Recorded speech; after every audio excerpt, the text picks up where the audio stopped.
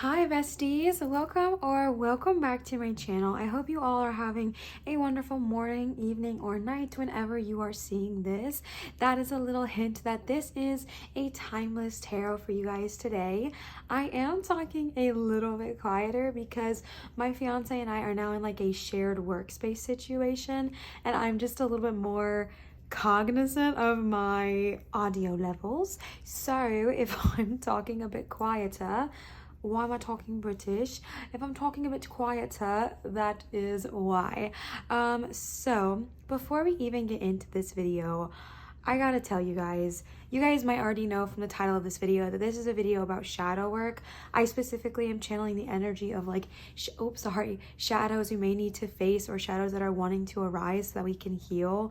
And I literally was putting this video off so much because I didn't feel like I was good enough or well knowledge enough to even address this topic, and then boom chicka bow, it hit me. That's one of my shadows. So we are going for it. All right, with that being said, my knowledge of shadow work is pretty limited to myself and to those around me.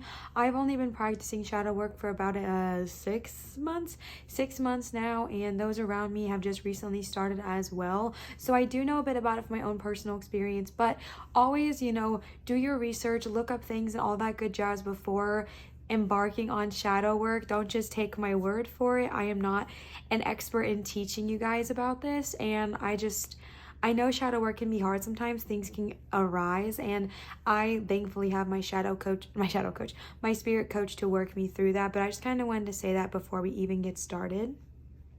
The second thing is that this video idea, was actually suggested by multiple of you guys on my Instagram. If you do not know, I do have an Instagram account called Lives Light as well, and I am trying to be more active on there. I am incredibly active on my stories, and I really like hearing what you guys have to say, and I want to make sure that, one, I'm creating content that I enjoy. Oh my gosh, well, I keep bumping you. I'm creating content that I enjoy, but also content that intrigues you guys as well. So I've been asking for your guys' opinions and suggestions, and so many of you guys asked me for this video. So even though I'm so insecure about it, that is okay, because that is me facing a shadow, and I want to give you guys at least what I can. But again, there are other people on YouTube who have done shadow work videos as well, one of them being Queen Chloe Taylor. She just posted one recently as well, so if you are interested, I will link hers in my description box if you want to check it out and get even more knowledge and all that good jazz. And there are a couple people as well who have done these kind of videos, but y'all were just like, I'm not even joking, I had so many, because I do like the question box on Instagram, I had so many suggestions about shadow work guidance, everything like that, that it was loud that the masses really needed to hear this. So we're gonna do it. So just be gentle with me, be patient with me, and always, trust your intuition. Trust your intuition more than you ever trust anything I say. Your intuition is so powerful. Your intuition is your power. I know it can be hard to trust that sometimes, but your intuition is so freaking powerful. So definitely trust that always, right off the bat. So let's go ahead and finally get into what we're doing today. So as I already mentioned, we are doing a shadow work video.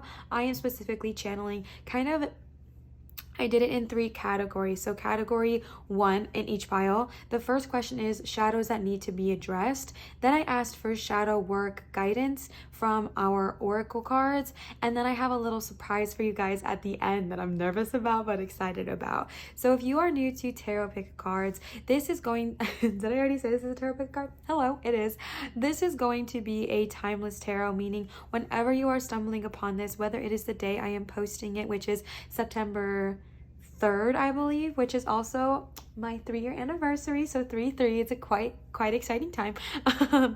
What was I saying? Why do I get so distracted as when I do these intros? If you are new to this is going to be a timeless tarot. Whenever you are stumbling upon this, whether it is now or whether it is 2029 and you're like, boom, what's that? It is still meant for you. I'm putting that intention into this video, that this is meant for those who need to hear it whenever you need to hear it. Also, we have 3 piles for you here. With tarot pick a card, you're going to pick a pile. You can either pick based off of the stones laid atop, which I'm going to show you guys up close and personal. You can pick based off of the numbers 1, 2, or 3, or you can drop down to my description box and see if your lucky number is there with the pile, or your lucky emoji is there with the pile, Or you know what? You can listen to the entire video and just take what resonates with you. If you're called to more than one pile, go for it. If you're called to all 3 piles, go for it. If you're like, I don't even know what pile to trust, I'm just gonna listen to the whole thing and just pick apart and take what resonates for me and wish it together and make one big thing, go for it. It is totally fine. Always trust your intuition. I talk about that so much on my channel because it is just seriously so important. Also, I'm losing my voice. But yeah, so definitely just be gentle with yourself when you're picking the piles. If you're struggling picking, just listen to the whole thing if you want. There's really no pressure. There's no way of picking wrong. If you are wanting to see the stones that are on top, the first one is Agate Botswana. This is one of my absolute favorite Agate Botswanas because it looks like the ocean to me. It looks like this is water and sand and little gold flecks are inside of it, and I am just utterly obsessed with this stone. Botswana is a very powerful stone. I actually picked all 3 of these stones that I have laid upon you. Oh my gosh, look at that. Are you kidding? All 3 of the stones that I have laid out for you guys today are protective stones. All of these are really good for protection, and I feel like that was kind of appropriate for shadow work. And then the second stone the second stone I have for you guys is tourmalinated quartz. This is an empath's best friend. If you are an empath and you are drawn to the stone, listen to it and maybe go get yourself some. This is one of the most important stones for me in my life, being an empath and an intuitive person and a very intuitive friend, and also a highly sensitive person. Tourmalinated quartz has the power. The thing with the quartz and the tourmaline is that it has the power to draw out negativity and kind of turn it into love and light and dispute, like, what is it called? Not dispute. Dispel that. So it is incredibly powerful. I'm wearing a tourmalinated quartz bracelet as well. This is something that I almost always wear going out into the world or into my day job because it's just so important, you know? And then the last stone I have for you guys is another sardonyx. I just used sardonyx in my last video, but it is one of my all-time favorite stones as well. This one's a little bit more muted, a little bit more gray tones, and it is just such a beautiful stone. This is a great stone that I used to kind of sleep with under my pillow if I am feeling some kind of way. If I'm feeling energy in my room that I'm just not personally wanting to welcome in there, I will sleep with a sardonyx or black tourmaline under my pillow. So those are your 3 piles. I'm going to give you guys some time with some music to vibe, chill out, just feel like whatever resonates with you. And then I will see you guys for your pile picks.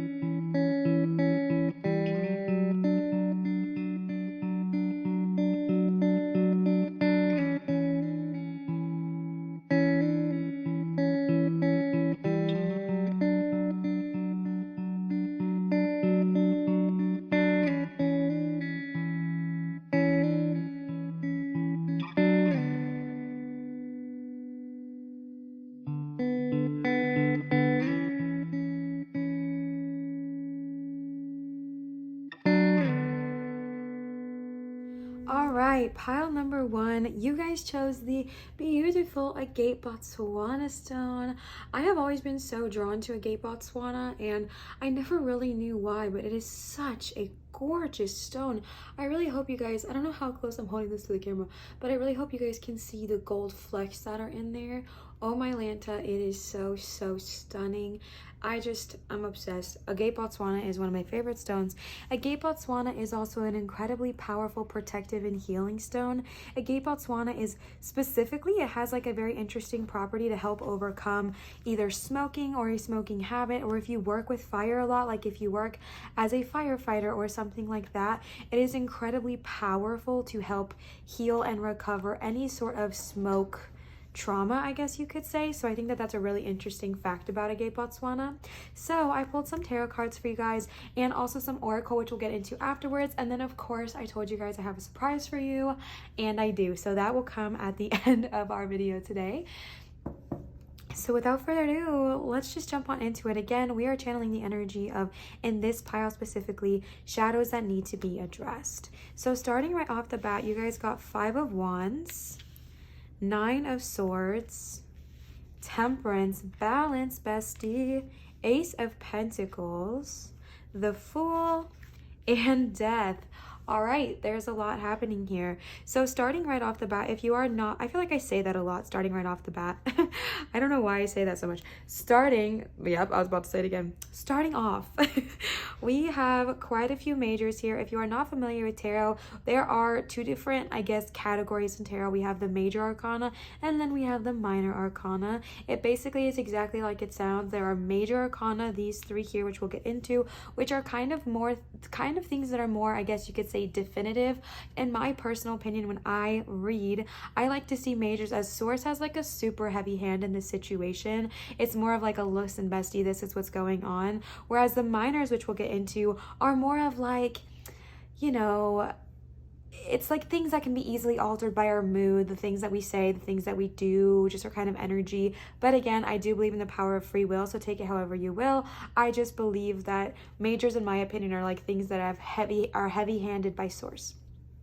And then we have three suits here today. We have the suit of Wands, which represents the element of fire, your creativity, your passions. We have the suit of Swords, which represents the suit of air, your thoughts. And then we have the suit of Pentacles, which represents the suit of earth, finances, money, cars, homes, all that good jazz. So starting right off the bat, again, we are addressing things like shadows that need to be kind of dealt with, shadows that we are addressing. Again, I said this in the intro.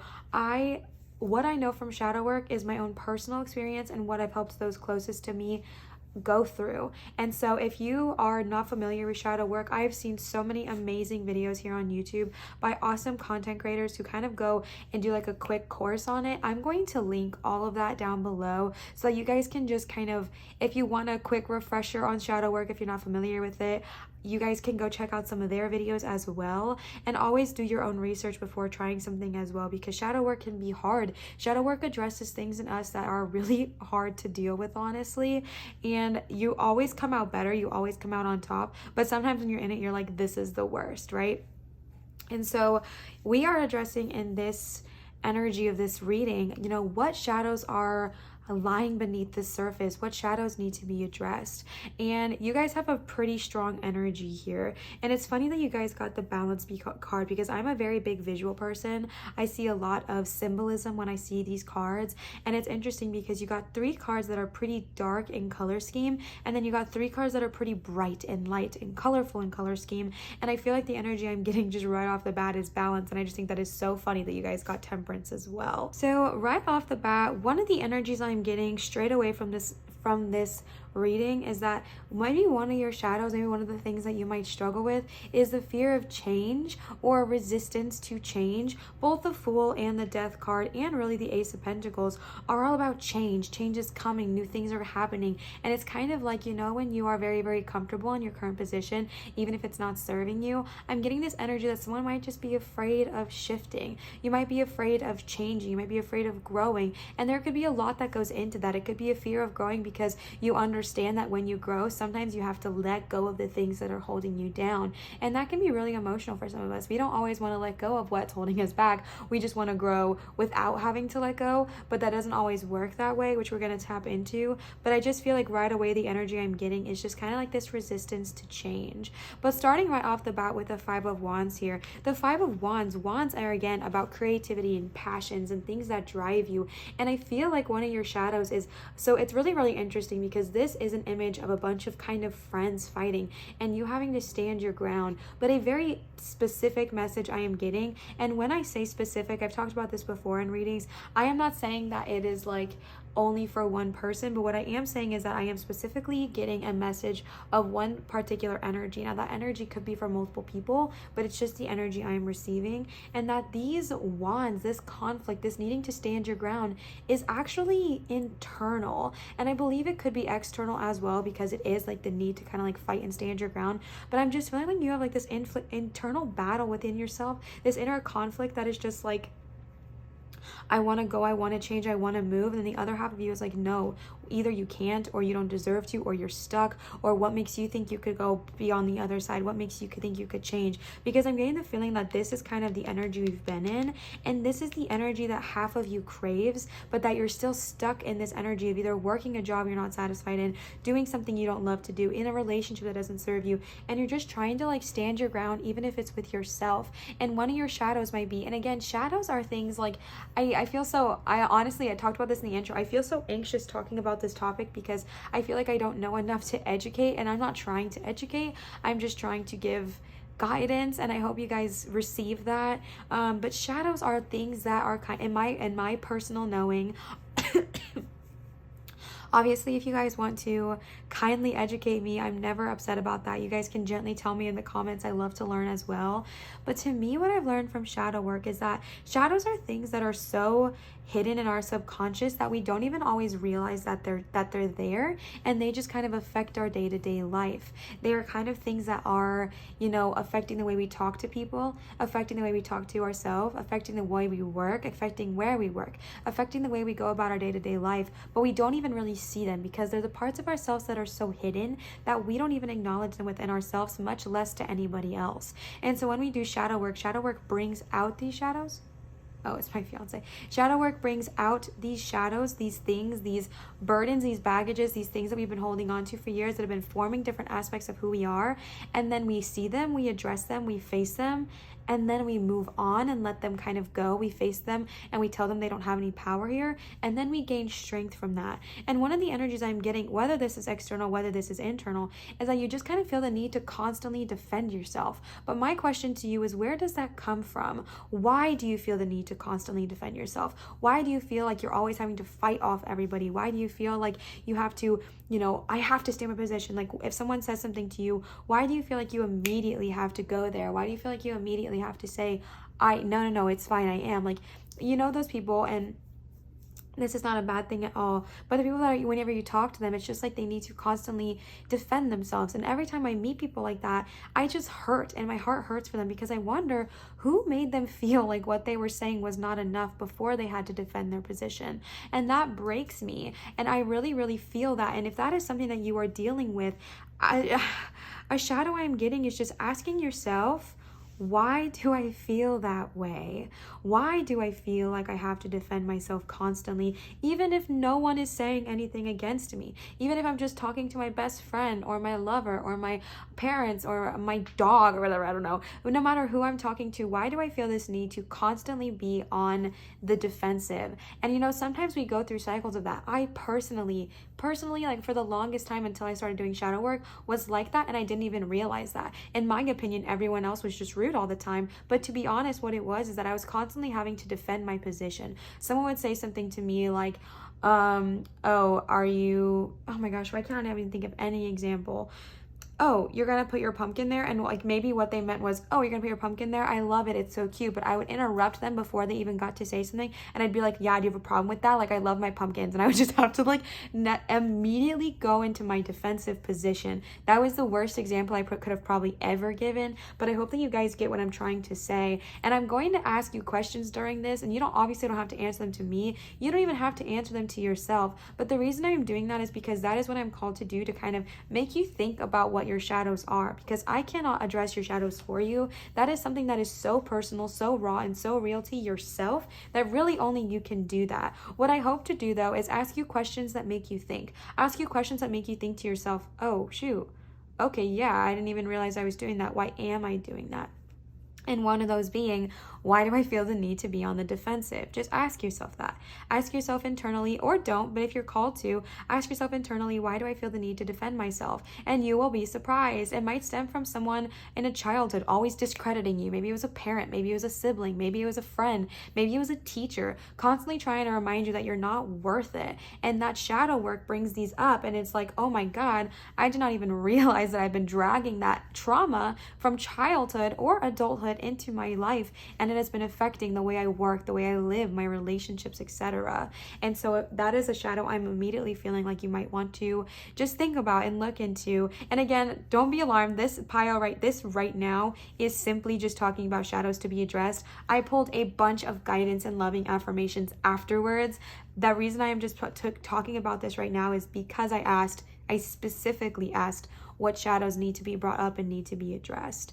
And then we got the Nine of Swords energy, and the Nine of Swords to me is super interesting. This is the card of anxiety and worries and fears and doubts. The message I'm getting, again, tarot to me, I believe is beautiful because you can interpret it the way you like. And the way I am interpreting this card right now, the message I am specifically getting is that this is the card of just feeling like, why do I keep bumping you? I feel like I just need to hug you or something because I'm just like constantly bumping. What was that? That was me trying to air hug you. I love how I ask myself a question and then answer it myself. Like, Olivia, bestie, what are you doing? The Nine of Swords energy to me, it's just this energy of like overthinking and worrying and anxiety. And I'm not saying that that's not real, because besties of all people to tell you how real anxiety is, couldn't relate more. Okay, I could not relate more. But the message I am getting here is just, again, having that moment with yourself, oh my gosh, and thinking to yourself, all right, where are these thoughts coming from? Where can I address them? Because oftentimes these thoughts might not even be your own. These thoughts might be coming from something so far down. And the message I am getting is that this might be something that's causing you a lot of stress. This, whatever is going on in your life, maybe it's the constantly needing to defend yourself, or maybe you just are anxious. Maybe you have a lot of anxiety. And I'm not saying that shadow work will heal your anxiety. I am not saying that. I still have anxiety and I've done shadow work. But what I am trying to get across is that maybe this is something that you can look into and address, because the Nine of Swords is the card of just like, my God, like, give me a break. Like, I am so tired. My brain is tired. Like, give me a moment, give me a beat, give me a nap, because I'm donezo. And I feel like this is a time too, another additional message I'm getting is that if you have just been going through it, also allowing yourself to take a rest, allowing yourself to take a time, to take a beat, to take a moment. Again, finding that balance, because we need to rest when doing something as intense as shadow work. If you have already started it, remind yourself to rest. Nine of Swords is just the card of anxiety. So again, we were channeling the energy of what shadows need to be brought up right now, kind of wondering and thinking and seeing. Again, maybe not anxiety because that is a medical diagnosis, but if like you overthink a lot, or if you kind of always think to the worst, or if maybe you're someone who thinks glass half empty a lot of the times instead of glass half full, seeing where that comes from, where that stems from, seeing in what aspect of your life that started and how you can kind of address the trigger, face it head on and say, you don't have any power here, taking your personal power back into your own hands and releasing that so you can blossom. Because then you have the Temperance, and the Temperance is really interesting because the Temperance is the card of balance. And I told you guys right off the get-go that balance is so loud here, even because of the color schemes. With the dark colors and then the bright colors, there's just like a card of balance. And I'm not necessarily getting that this is something that you need to, like, this is a shadow, but maybe it's something just to implement into your life. It's just finding the balance in your life, finding the balance between work and play, finding the balance between having time with your significant others, but also having time with yourself, finding balance between all of these things in your life so that you can go into an ebb and a flow. That way you don't get into that Nine of Swords energy. If you are someone who overworks themselves or gives so much, okay, that's a loud message I'm getting. If you are someone who just gives, emotionally, mentally, physically, spiritually, whatever, and you get to the point of just burnout where you need to just like lay down, take a minute, take a beat, and then you get to that point where you can't do anything, finding that balance, all right? And also talking about a shadow here, seeing why you feel the need to constantly please everybody. And again, I'm getting it's an interesting energy, and I feel like I'm feeling kindred to it because it's who I used to be, and it's because I was constantly on the defensive, but also needing to please everyone. And it's like how you might be thinking, how do those two things go together? Well, I'm assuming if you're listening to this pile, you might already know how those two things go together, because you can be someone who is constantly craving satisfaction from others and still think that when they are talking to you that they are still coming for you. And that's the loud message I am getting here. It's just, finding that balance and making sure that you're not giving so much of your time, your worth, your energy to other people that you get so burnt out on yourself that you get to this point of just being like, nobody talked to me for weeks, like I'm effing done. You know what I'm saying? And then now we're going to get into these other shadows that I'm feeling, because listen, the Fool is a beautiful card, Ace of Pentacles is a beautiful card, and to me, Death is a beautiful card. Death to me represents that things have to be let go so that you can move on. And again, I talked about this in the beginning. I feel a lot of fear from this group for the fear of moving on. I feel a lot of fear of, if I move on, then what? What am I without my past? What am I without my trauma? What am I without this job? This job is what defines me. Do I love it? No, but it's who I am. How do I find myself outside of this? I'm just feeling a resistance to change. Like I feel like I can feel someone who's like ready to take that leap of faith, like the Fool, and then I just feel like the shackle is binding you to this ground and it's not allowing you to take that step. And this message I'm getting is just, again, easier said than done. I'm not even pretending that anything I'm saying today is easy. I know that none of this is like, okay, perfect, I'm gonna go, take that leap of faith, thanks bestie, you did it. No, okay, this is a journey. This is something that you have to do for yourself whenever you are ready. No one can push you, pressure you, or convince you to do your shadow work. This is something that comes up organically, and it happens when you are ready to face it. But the message I am getting is just, somebody is resistant to change, and somebody is resistant to taking that leap of faith, and they're holding on so tightly to what no longer serves them. They're holding on so tightly to whatever is holding you back with the death. And the death guy, he rolls in and he's like, listen, I'm actually here to bring you peace. I'm here to bring you harmony. I'm here to bring you these beautiful things that are laying on the other side. But in order for you to move on, you have to let go of what is no longer serving you, whatever it may look like for you. And again, easier said than done, but I'm just getting this message that the what is on the other side is so beautiful. Financial success, new opportunities, blossoming after a hard time. But it's just this resistance I am feeling. And maybe ask yourself, why am I so scared of change? Maybe you moved around a lot as a kid. Maybe you are constantly moving from school to school to school to school to school, that you are craving stability. Okay, that was me for a while. I moved around so much for a little bit that all I craved was stability. All I craved was a constant. And that happens to us, and that kind of affects us. There are so many different aspects. I'm not going to go into every scenario because there's millions of people on this earth, but you guys know what I'm trying to get at. Hopefully, I shouldn't assume, but I should say, I hope you guys understand what I'm trying to get at here. It's just this energy of needing to, let go of what no longer serves us to move on. I know it's scary. I know it is so scary because, the term, the grass is not always greener on the other side. That literally scars people. Wait, no, the grass is always greener. Is that what they say? Right. Okay, so, literally I'm just dealing with one of my shadows right now live with you guys, because I was always told, kind of like just from people I was around, whether it's family or friends or whatever, that, hey, I went this place and I'm going to tell you straight up, the grass is not greener on the other side. I wish I never left. And that causes trauma, and that causes this fear in me to never want to shift and grow, because I've been told so much, the grass is actually not greener, so you might just want to stay. And that can be hard. If you are someone who has also been told that a lot in your life, there is that's a shadow, right? Like, I'm literally coping right now and trying to see that has always affected me in my life. Again, I told you this pile, I feel very kindred spirit. Is that what it's called? Yes, I feel really close to. I feel really close knit to you guys, because I'm the exact same freaking way. I literally resist change so much. I dig my heels into the ground. My freaking solar plexus chakra is so, it is so closed off because my personal power is also snuffed out. And I literally dig my heels in. I dig my heels in, and I'm like, no, no, no, no, no, no, no, no, no. I don't want to go. I don't want to go. I'm like the woman in this reading, please pleading with the death card. Okay, but what if I X, Y, and Z? Then do we have to let go? And the death card is you don't understand how much beauty is on the other side of letting go of this, shadow. And then another message I'm getting, now I'm going to put a trigger warning here because I don't want to upset anybody, but I am going to talk about actual death real quick. This might be another shadow.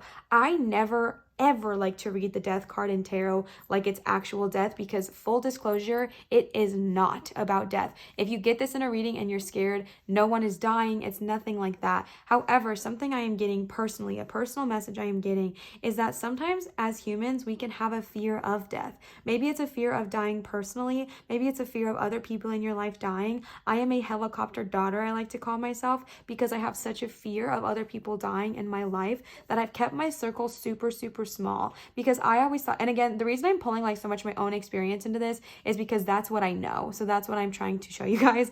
But I've always kept my circle incredibly small. And I always thought to myself, oh, it's because I'm just picking out the best quality of friends. And it wasn't until I started doing shadow work and I actually realized that the only reason I keep my circle so small is because I've always had this fear that the more people I add into it, the greater chance I have of losing them. Like, I'm literally about to cry right now thinking about it because it's still a shadow. Like, I'm still working through it. But the more people I bring into my circle, that means there's more I can lose, right? And that's how I always thought about things. So I was like, no, it's my mom and me, and that's it. And then with my fiance, and I was pissed because that was another person I now care about, and I'm so scared of losing. And I realized how much that is limiting me in my life, how much that is holding me back from creating true connections because I'm so scared and terrified of the idea of death. And I had to do some shadow work for myself personally. Everyone has their own, past and trauma. And mine had to do with someone dying, with someone in my family when I was, it's personal information, obviously, but that literally imprinted me and scarred me so much that I just had this fear of death, I guess, forever. And now it's to the point where I'm like trying to address that. And again, I practice spirituality in a specific way. So why am I keep bumping you? I guess I literally keep holding my hands out like I'm going to hug you. So if you need a hug, just know that I am energetically giving you an internet hug. And this message I am getting is just, I keep getting distracted, is that, like I said, I practice spirituality specifically. So I am now, the way I'm coping is understanding that I personal belief that, when people die, I hopefully will get to see them again. If it's not in this life, it'll be in the next one, because I know the people I have in my life right now, I've already had past lives with. And so it's like, it's no more of a fear, but more of like a okay. And it's a process. Like, it is still so hard for me to cope with that, but that's just an additional message I was getting. And I just want to give the trigger warning because I don't like to ever use the actual, I don't like to actually talk about that because I don't believe that's what it's about. Just the message I was getting was just that fear around it, and that is incredibly normal. But duality is something that exists in this world, and it's something we have to learn. Is it easy? No. Do I have it mastered? No. I am literally still so scared of death, besties, and I'm working on it every single day, but it is a journey, it is a process, so be gentle on yourselves. And then the Fool card paired with that, it's just like, I'm not touching too much on the Fool because, like I said, it's just the same energy of just fear of change. The Fool is the card that's like, let's freaking go. You got it upright. They are trying to tell you that there are so many cool opportunities and all you have to do is take that leap of faith, but I'm just getting that resistance there. So definitely look inward and see where that shadow lies. And again, with that Ace of Pentacles, I'm really feeling a lack money mindset here because the Ace of Pentacles, to me, is a card of such beauty, and a card saying there are so many new opportunities right around the bend for you. There are so many new opportunities just literally right around the corner. But the energy I am getting when I read this, when I see this, is that someone could have this offer directly to them. Someone could be like, let me offer you an amazing experience for all of this money. And then I just get this energy of someone in this reading who's just like, no, I don't trust that. Why would you offer me that? What makes you think I deserve that kind of money? I'm not worth that. I'm not good enough for that. And so again, looking inward and seeing, where does this idea around your worth and money come from, and where does it stem from? And then typically for me, what I do, personal thing that I do, I'm not saying to do this, I'm not saying you have to do this, this is what I've learned and what works for me. Only always ever do what works for you. But what I have learned is like when these shadows come up, and again, shadow work arises differently for everyone. For me, it shows up in my thoughts and my emotions. For my fiance, it's in her dreams, and for my other family members, it's in meditation. Like, it's so weird. Or experiences, like something will actually happen. Mine is experiences and thoughts, feelings, and all of that good jazz as well. But everyone's shadow work is going to come up differently. So when I see a shadow, I literally envision like a blob monster, like the one from Soul, if you guys have seen that, like the lost soul blob monster. And then I just stare at it. And this is what I've learned. Again, take whatever resonates with you, but I stare at it and I say, you have no power here. And does it go away instantly? Freak no. This is a freaking shadow that's been building for 23 years in my life, okay? It's like, I am not leaving. I am stubborn. However, every time it comes up, whether it's in an argument with my fiance or something that triggers me or anything like that, I will look at this shadow and say, you have no power here. You have no power here. And I keep saying it, and the shadow gets smaller and the monster gets smaller and smaller until one day it's gone. And so that's what I do personally. And so that is another technique you can use if you would like to. Again, I'm not teaching you. I'm not even trying to teach you. I'm just telling you what I've done and what works for me. Then I pulled some oracle cards. These were more like guidance because I know that this could be kind of heavy, addressing like shadows that we might need to face. And so I was just asking our dragons and the mermaids just for some loving kind of like affirmations and guidance. So oh my gosh, right off the bat, you guys got freaking initiation with Queen Alba. No big deal. And then you got silence. And then for the mermaid card, you guys got alchemy. And again, I do have a surprise for you, but that comes after these. So freaking right off the bat, you got initiation. Initiation is with Queen Alba, the queen of all dragons. Okay, first of all, this card is incredibly powerful because it is the Queen of Dragons. I want to read this card for you actually, because now here's the thing. This is the Dragon Wisdom Oracle deck. This is all going to be linked in my description box minus the Mermaid Tarot. You guys know the drill. If you are new here, this is no longer being sold. My mom literally found these from when I was a baby and hodgepodge them together. I'm obsessed with them. But these are going to be linked in the description below so that if you are really called to these meditations and these exercises, you can buy the book or buy the deck and just trust that. But this does go into like the initiation ritual, which I'm not going to read because it's incredibly long and I don't want to tell you guys to do something unless you're feeling called to it. So this says, the Queen of all dragons is white as freshly fallen snow. Her scales are set with thousands of diamonds as she sparkles and glitters in the sunlight. With her long, curvaceous neck, golden eyes, and delicate head, she is a wonderful sight. She wears the golden flower of life as a crown on her head and her own symbol on her breast. What is she wearing on her? Oh yeah, that's her symbol. A heart within a heart. Well, I could have just kept reading, Olivia. A heart within a heart with a six-pointed star in the center, vibrating at a high frequency. Every creature that encounters the dragon Queen Alba feels a deep, great love.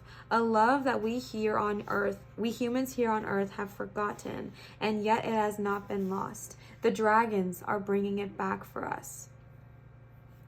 And then it goes into the initiation. And for personal and copyright reasons, I'm not going to read that, but this is going to be linked in my description. But holy cow, Queen Alba, first of all, she is welcoming you. If you have not yet found your dragon, I have a how to find your dragon video.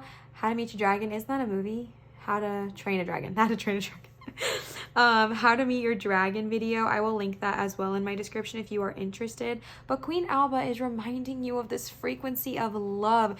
I'm channeling here with these oracle cards, guidance, loving, a hug, okay? Because I know that those tarot could be heavy. And Queen Alba is just saying, bestie, I love you. Let me hug you. Let me remind you. I don't know if the queen would say that, but Olivia is saying that. But Queen Alba is saying, I'm here to show you your power. I'm here to show you the power that you hold. I know it can be hard going through shadow work. I know it can be hard, but guys, let me tell you, going through shadow work, you come out so much different. I literally am getting the visual. I've been seeing butterflies a lot lately, and so I feel the need to share this. I'm getting the visual. Think of a caterpillar, all right? Think of a caterpillar. Caterpillars are really freaking cool, first of all. They're also one of my favorite insect creatures.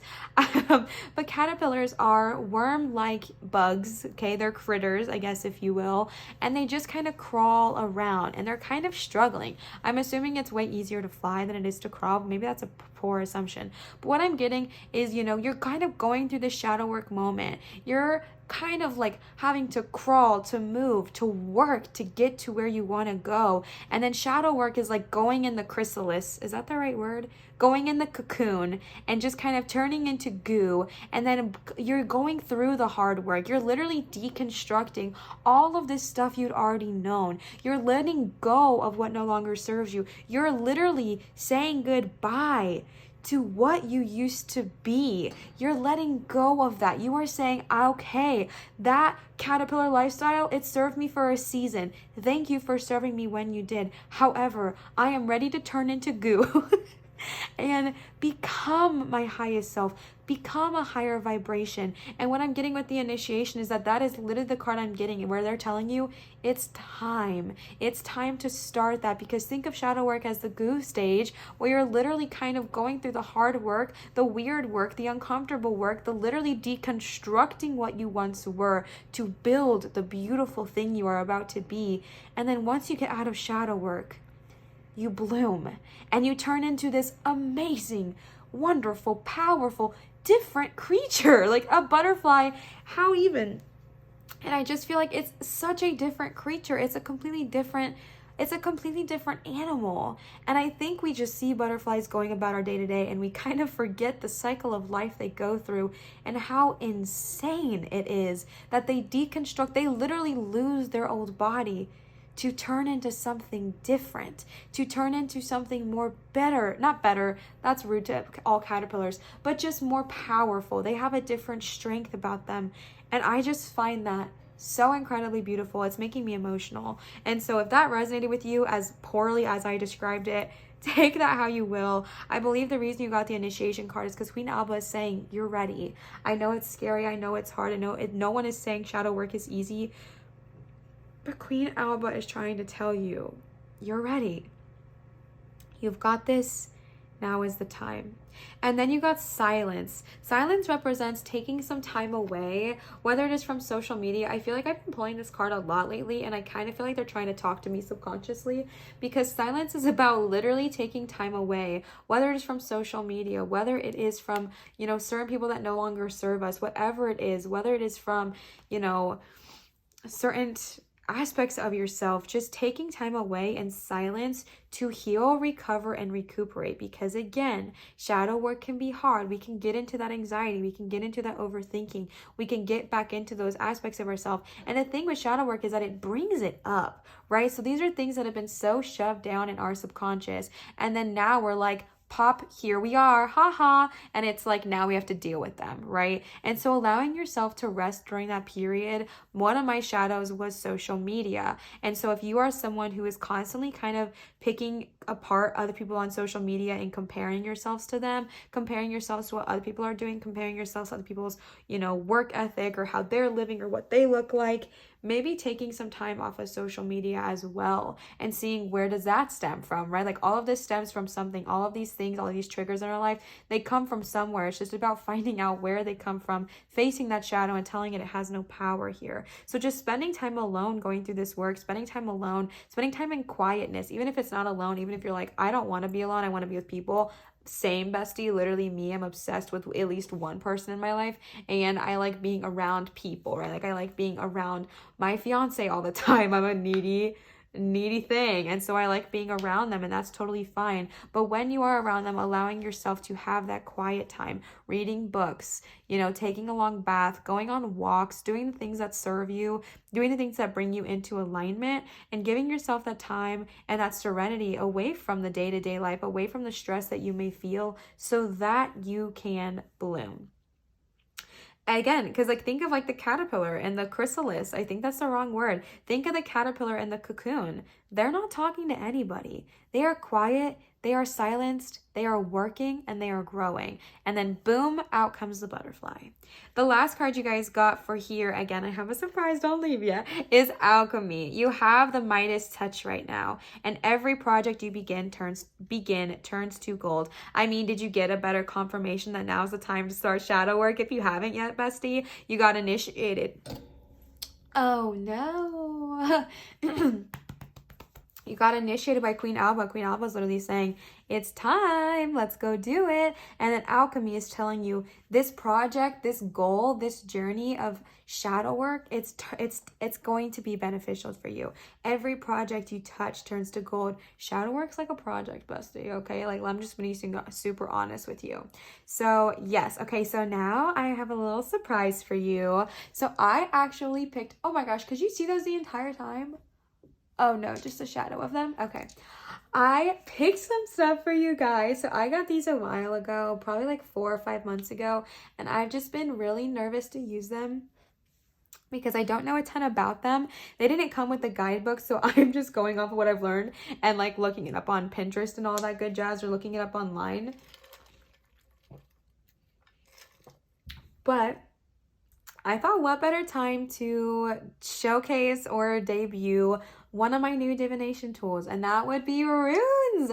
Now listen, besties, full disclosure, I am not super familiar with runes. I am learning to this day, but I just thought it would be so cool to still use these with you guys as I am learning. If any of you in the comments down below are very well versed in runes, educate me kindly, besties. I love to learn. I love to grow. I love to expand my brain. I will never say no to one of you guys wanting to educate me. It's just about doing it lovingly. You know what I mean? Like, no, you guys don't gotta come for me, but like, if you say it lovingly and kindly, you know I'm gonna freaking listen to that. And so if one of you guys knows a lot about runes, go ahead and educate me. But I picked these two for you guys. I'm not really sure how you're supposed to pick them, so I just kind of put them and then mush my hand around and then pick the ones when my hand starts to tingle. So you guys got these two. I hope I'm holding them the correct way. This is the first one that you got, or maybe it's this. And then you got this one, or maybe it's this.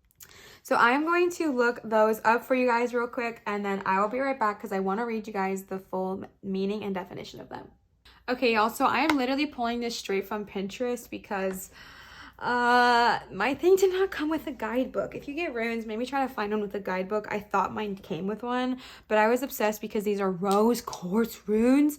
I'm just literally utterly obsessed with them. So that's why I was like, you know what? It's okay if they don't have a guidebook. So this is the first one, and this is D, I believe. Again, correct me if I'm wrong. This is just something new I'm wanting to try with you guys for fun. So please be kind, please be gentle. I just thought it would be really, really cool. And it's something I'm actually super called to. I've really, really been called to them. I've just been nervous. It's a shadow of mine. I have a lot of imposter syndrome. I have a lot of things of feeling like I'm not good enough for stuff.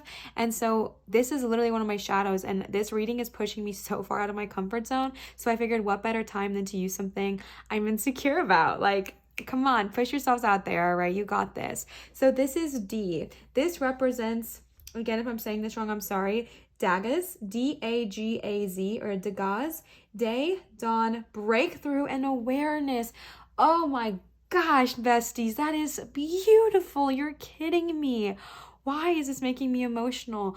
This represents breakthrough, awareness, a new dawn, day. Like, things are happening. It's going to be beautiful. Come on now. Like, I just see again the darkness coming into light with the breakthrough of understanding that you are worthy of this. You are able, you are capable of breaking out of the things that no longer serve you. You are able and capable of identifying your shadows and saying, you do not have any power here. I have my power and I'm taking it back. I don't need you to hold my power. You have no power here. And I just feel like with the day and the dawn and the Fool with the beautiful sun and literally the sun is in all three of these cards. Why is it making me emotional? Do you guys see that? Sun, sun, and sun. None in the others. And I just feel like this is so it's so not reminiscence. This is so beautiful because it literally talks about day and dawn and a breakthrough. And I just feel like that is what you're just being so heavily divinely guided to go on this journey. Again, whenever you feel called to, do not do something just because of a reading ever. When you are called to, when you feel like the time is right, your guides have your back. It's going to be so beneficial for you. And then the next one I picked for you, I just want to make sure I'm holding this up correctly. Okay.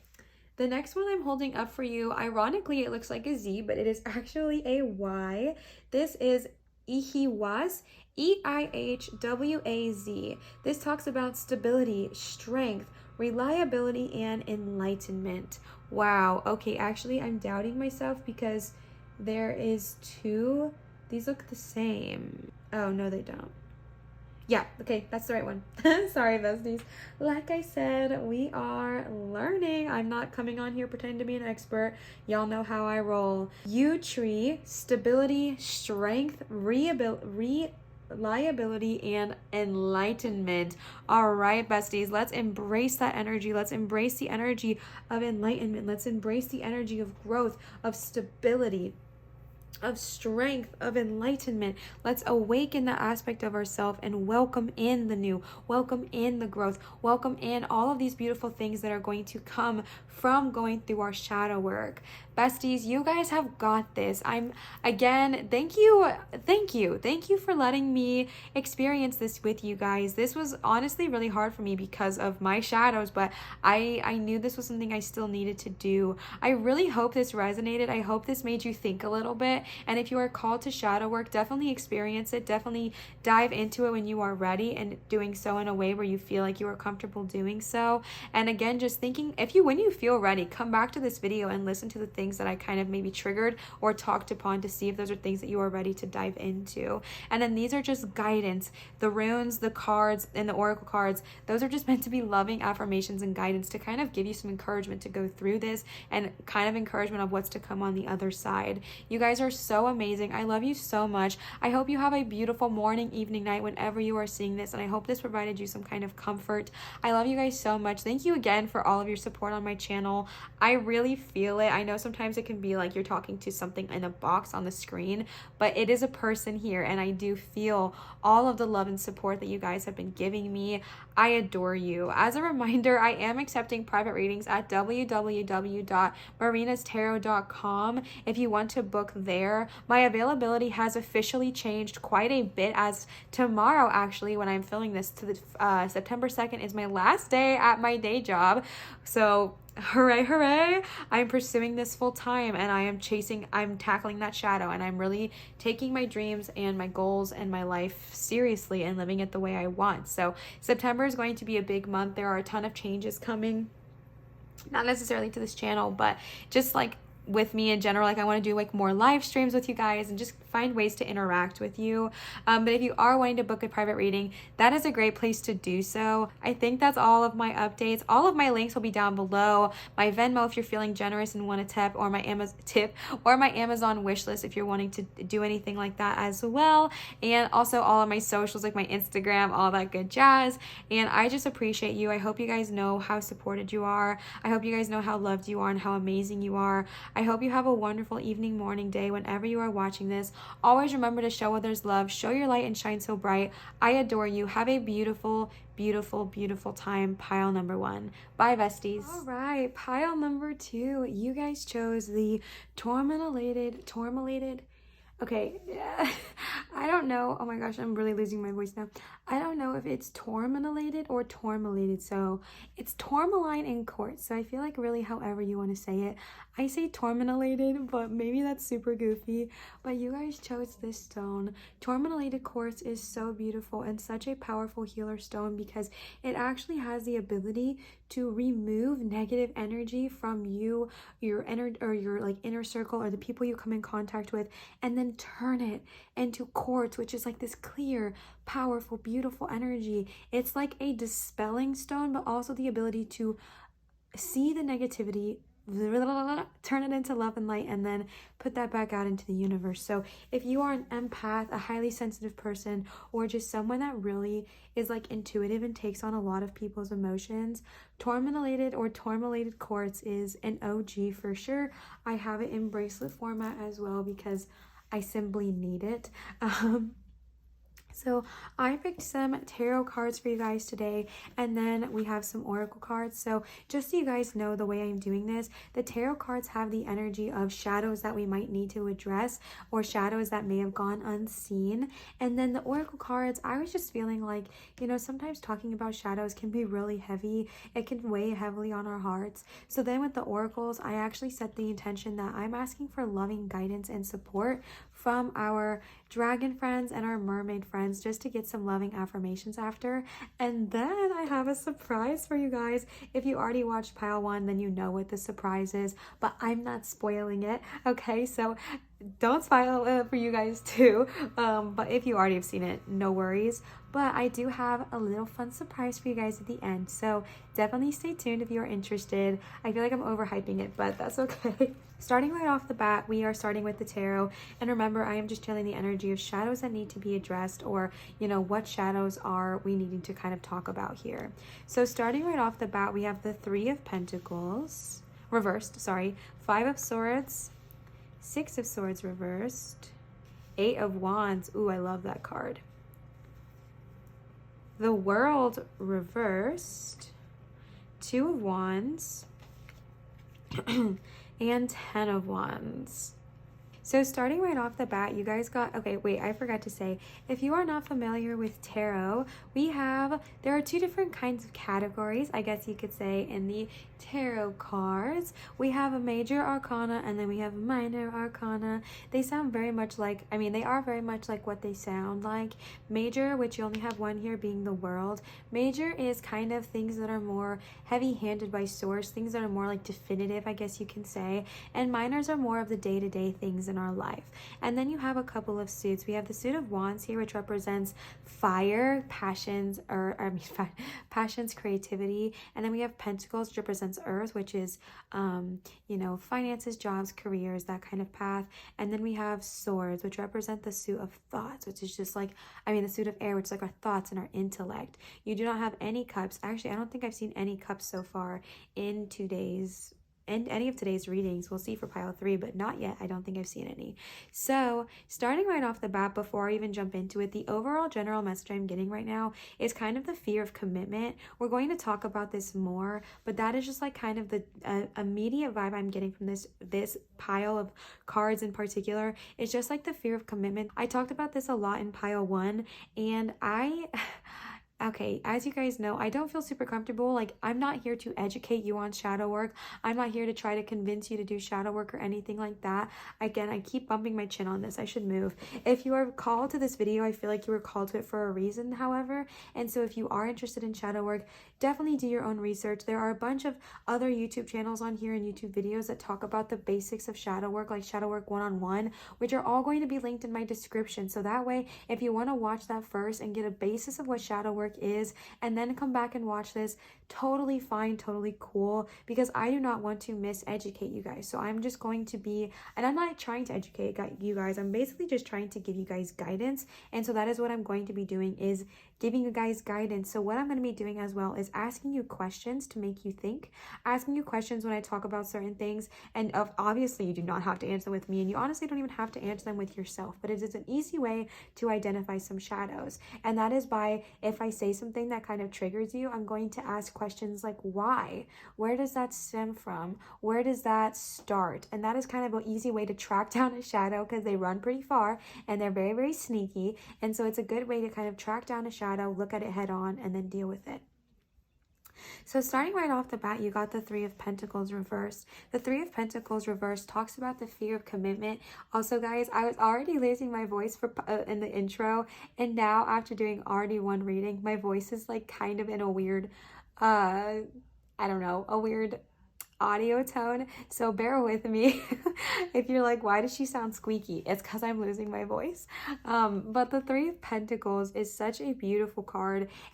Wait, what am I talking about? It is a beautiful card. I'm not discrediting that. But the Three of Pentacles reverse, it talks about the fear of committing to something, a fear of committing either to a project, to yourself, to someone else, to an idea. I feel like there's just something that is just stopping you from committing fully. This also talks about kind of a lack of motivation almost, or for example, like things just not always going the way you want, and maybe the lack of completion is kind of the energy I am getting as well. And it's really interesting the way that this is depicted, because here it is a nude woman.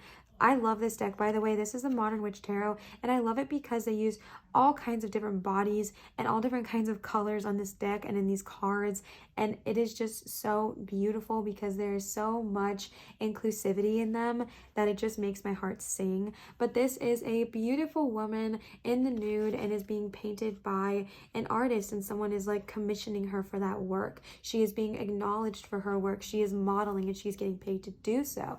But when it is reversed, I'm getting such a specific message here, and if this does not resonate, don't just take it and throw it away. It's fine. You don't have to take everything. Maybe not everything will resonate, but that doesn't mean the rest of the reading will. But the message I'm getting here is that specifically with this deck, which is really interesting, but I'm just getting this message in this reading right now that a shadow that might be lying underneath is the feeling of not feeling like you're worth modeling for.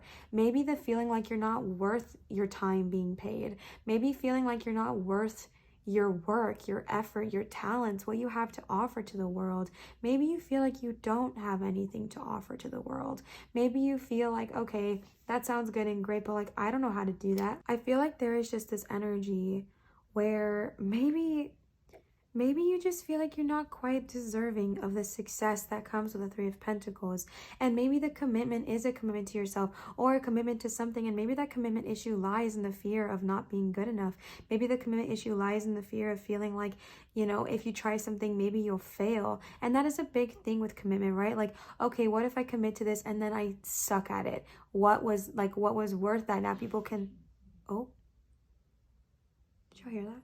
I'm getting this energy that someone just feels like they're not even deserving or worth the success and the abundance and the worthiness that you actually could have. And I feel like, again, I told you guys I was going to prompt y'all with some questions, okay? I feel like a question maybe to ask yourself, a question to look inward and think to yourself is, why do I feel like I don't deserve success?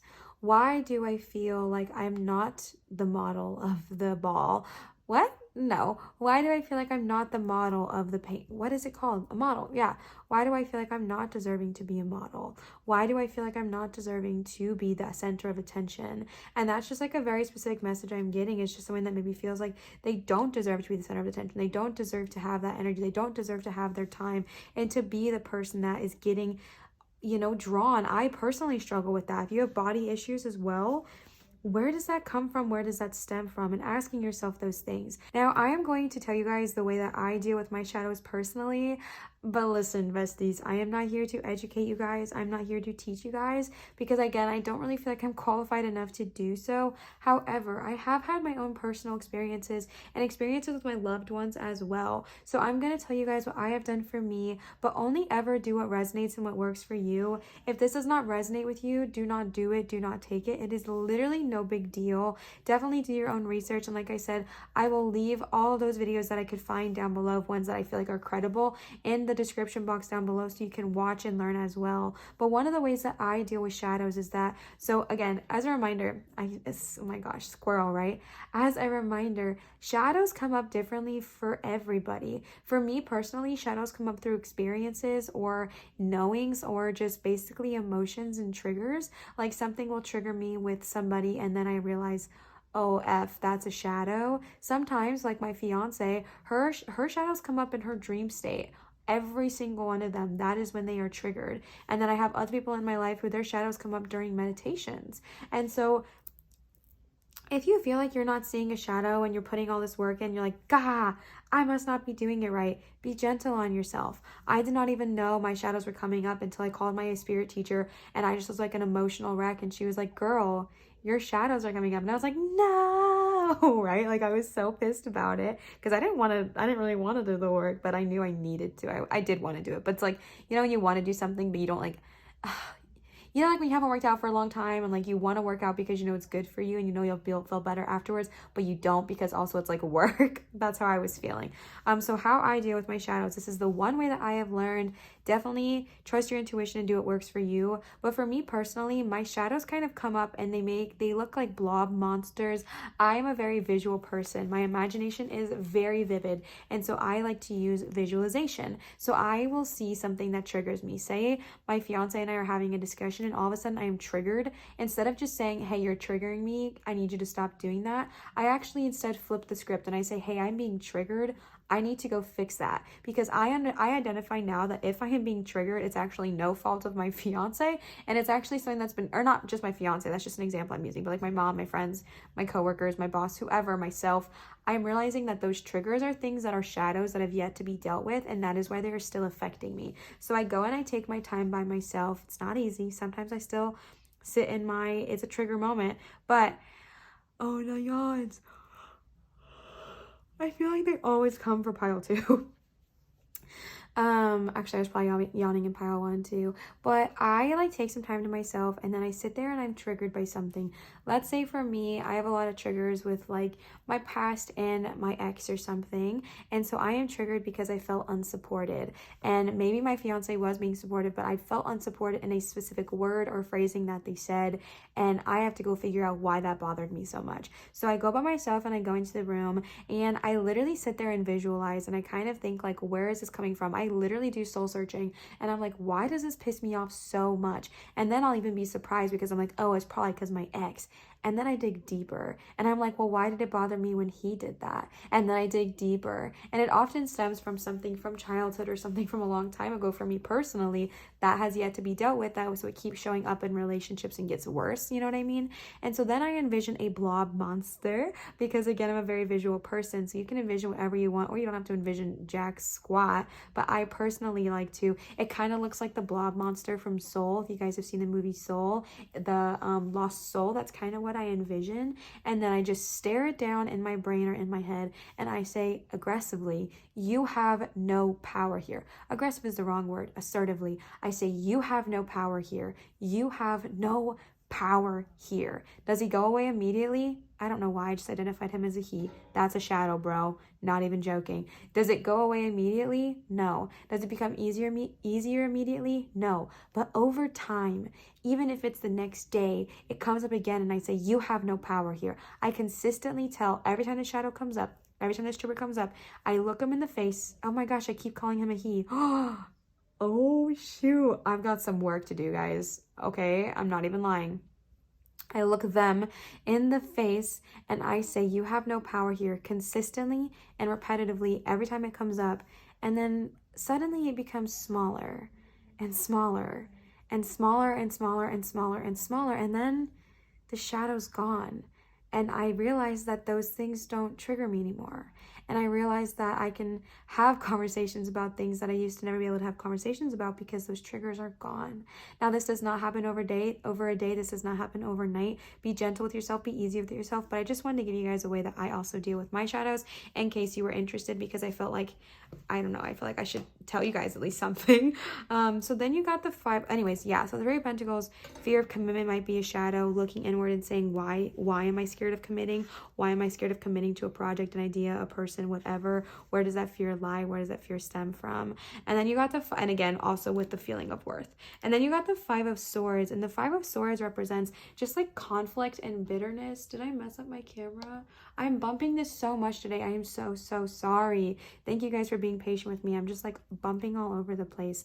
You guys got 5 of Swords. 5 of Swords is really the card of just like conflict and kind of the feeling that there is no, it's a lose-lose situation. There's a better way to say it. There is no winning here. It's a lose-lose situation. And the message I am just getting is that this can be kind of the energy you embody sometimes. And definitely, I was about to say call me out if I'm wrong, but I guess you can still do that in the comments. I tell people when I do private readings for them, I'm like, listen, bestie, if this is not resonating with you, call me out, okay? And also, you don't have to call me out, I guess, but just take what resonates and leave what doesn't. That's a better way of me saying that instead of inviting criticism. But the 5 of Wands, I'm just getting this energy that like maybe this is how you feel sometimes. Like maybe you just feel like, you know, it's a lose-lose situation. Like maybe you do try to talk about your triggers, or you try to talk about the things that bother you, and you feel like you're just at a dead end, at a standstill. You feel like there's not really anyone that's getting you, or that's vibing with you, or that's really understanding what you're trying to say. Maybe they are instead assuming what you are trying to say,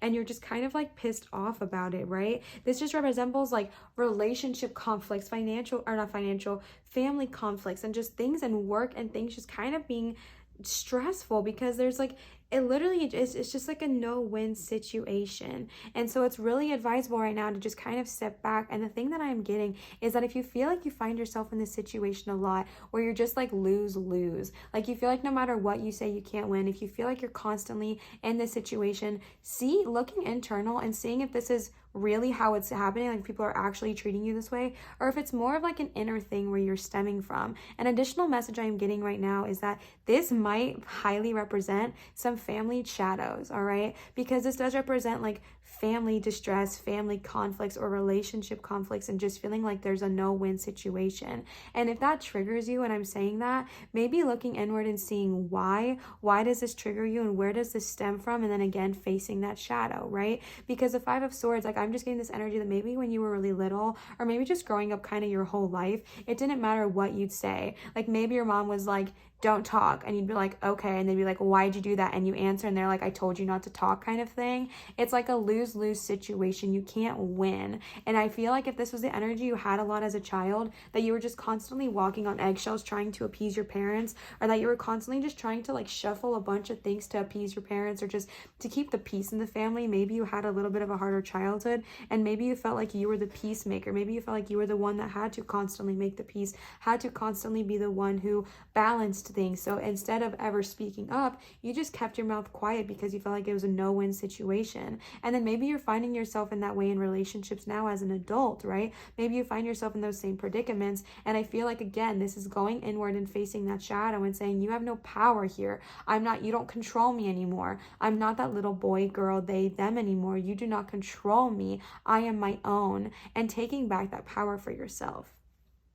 And then you got the Six of Swords. And the Six of Swords is really interesting because, again, I think I talked about in the beginning the fear of commitment. And this is so interesting to me because the Six of Swords upright is actually a big commitment. It's like you're making a move, you're making a journey. It can talk about immigration and having to move to a whole different place for better opportunities and a brighter future. But when it is reversed, it kind of represents the delayed aspect of that. And the energy I'm specifically getting here is that there is just this fear around commitment in every way, shape, or form. There is a fear around committing to a craft or a project or an idea. If you are a creative person, I feel like you are just in this situation where you don't really know what to commit to. And I feel like your guides are just trying to show you that this might be a shadow that is ready to be addressed, because the Six of Swords, when I see this card, I think of it as like, this is such a big commitment to like literally move across the pond, if you will, in this card. But again, across the pond, I'm saying like to a different, like not even like moving physically, but like shifting, growing, changing, pushing, moving. And I just feel this fear of commitment. I feel like there's this energy that's just holding you back. And I think it's really interesting because you got the Eight of Wands and the Two of Wands. And I feel like these are both cards of like get going, like get going. The Eight of Wands is an action card. It is literally a ready, set, go kind of card. And I think that is so interesting that you got this paired in the energy I'm still getting, even with the Two of Wands there, because the Two of Wands is also a card that's just like get it, go. Like new opportunities are thriving, new opportunities are coming for you. And the message I'm getting is that these things do show up for you. You do have opportunities present themselves, even if you don't see it. You do have things arise. You do have things kind of come to the surface and show themselves and bring themselves to light. You have these opportunities at your fingertips, even if you don't see them yet. You have the whole world at your fingertips, but there is just this fear of commitment. There is this fear of going. There is this fear of changing. There is this fear of, if I commit, then what? That it's just holding you back from this Eight of Wands. It's holding you back from this ready, set, go. It's holding you back from this Two of Wands that's like girl, boy, they, them. You know what I'm saying, guys? We do not believe in binary here. It's just I'm reading the energy of the cards, which this one is feminine. I talk about this in every video, so if you're sick of hearing it, bear with me, because I don't want anyone who's never seen my video to stumble upon here and think I'm saying what I'm not. When I say she and I say he, I am channeling the energy of yin and the energy of yang, feminine and masculine. We all have it. Every single person on this planet has feminine and masculine energy. And so it's just about, that's the energy I am channeling here. It's not about a gender. But the energy I'm getting is that she's sitting here and she has the world at her fingertips. This girl has the world right here. All she has to do is click a button and new relationships could start, new friendships could blossom, new careers could flourish, anything like that. And the Eight of Wands is like, yeah, let's freaking go after it. I'm ready to move, I'm ready to shift, I'm ready to grow. But I'm just feeling this conflict. And conflict is a loud word with the Five of Swords too. And maybe it's inner conflict as well, of just feeling conflicted and feeling like I don't really want to fully commit to something. Maybe you're someone who likes to start projects but doesn't always finish them.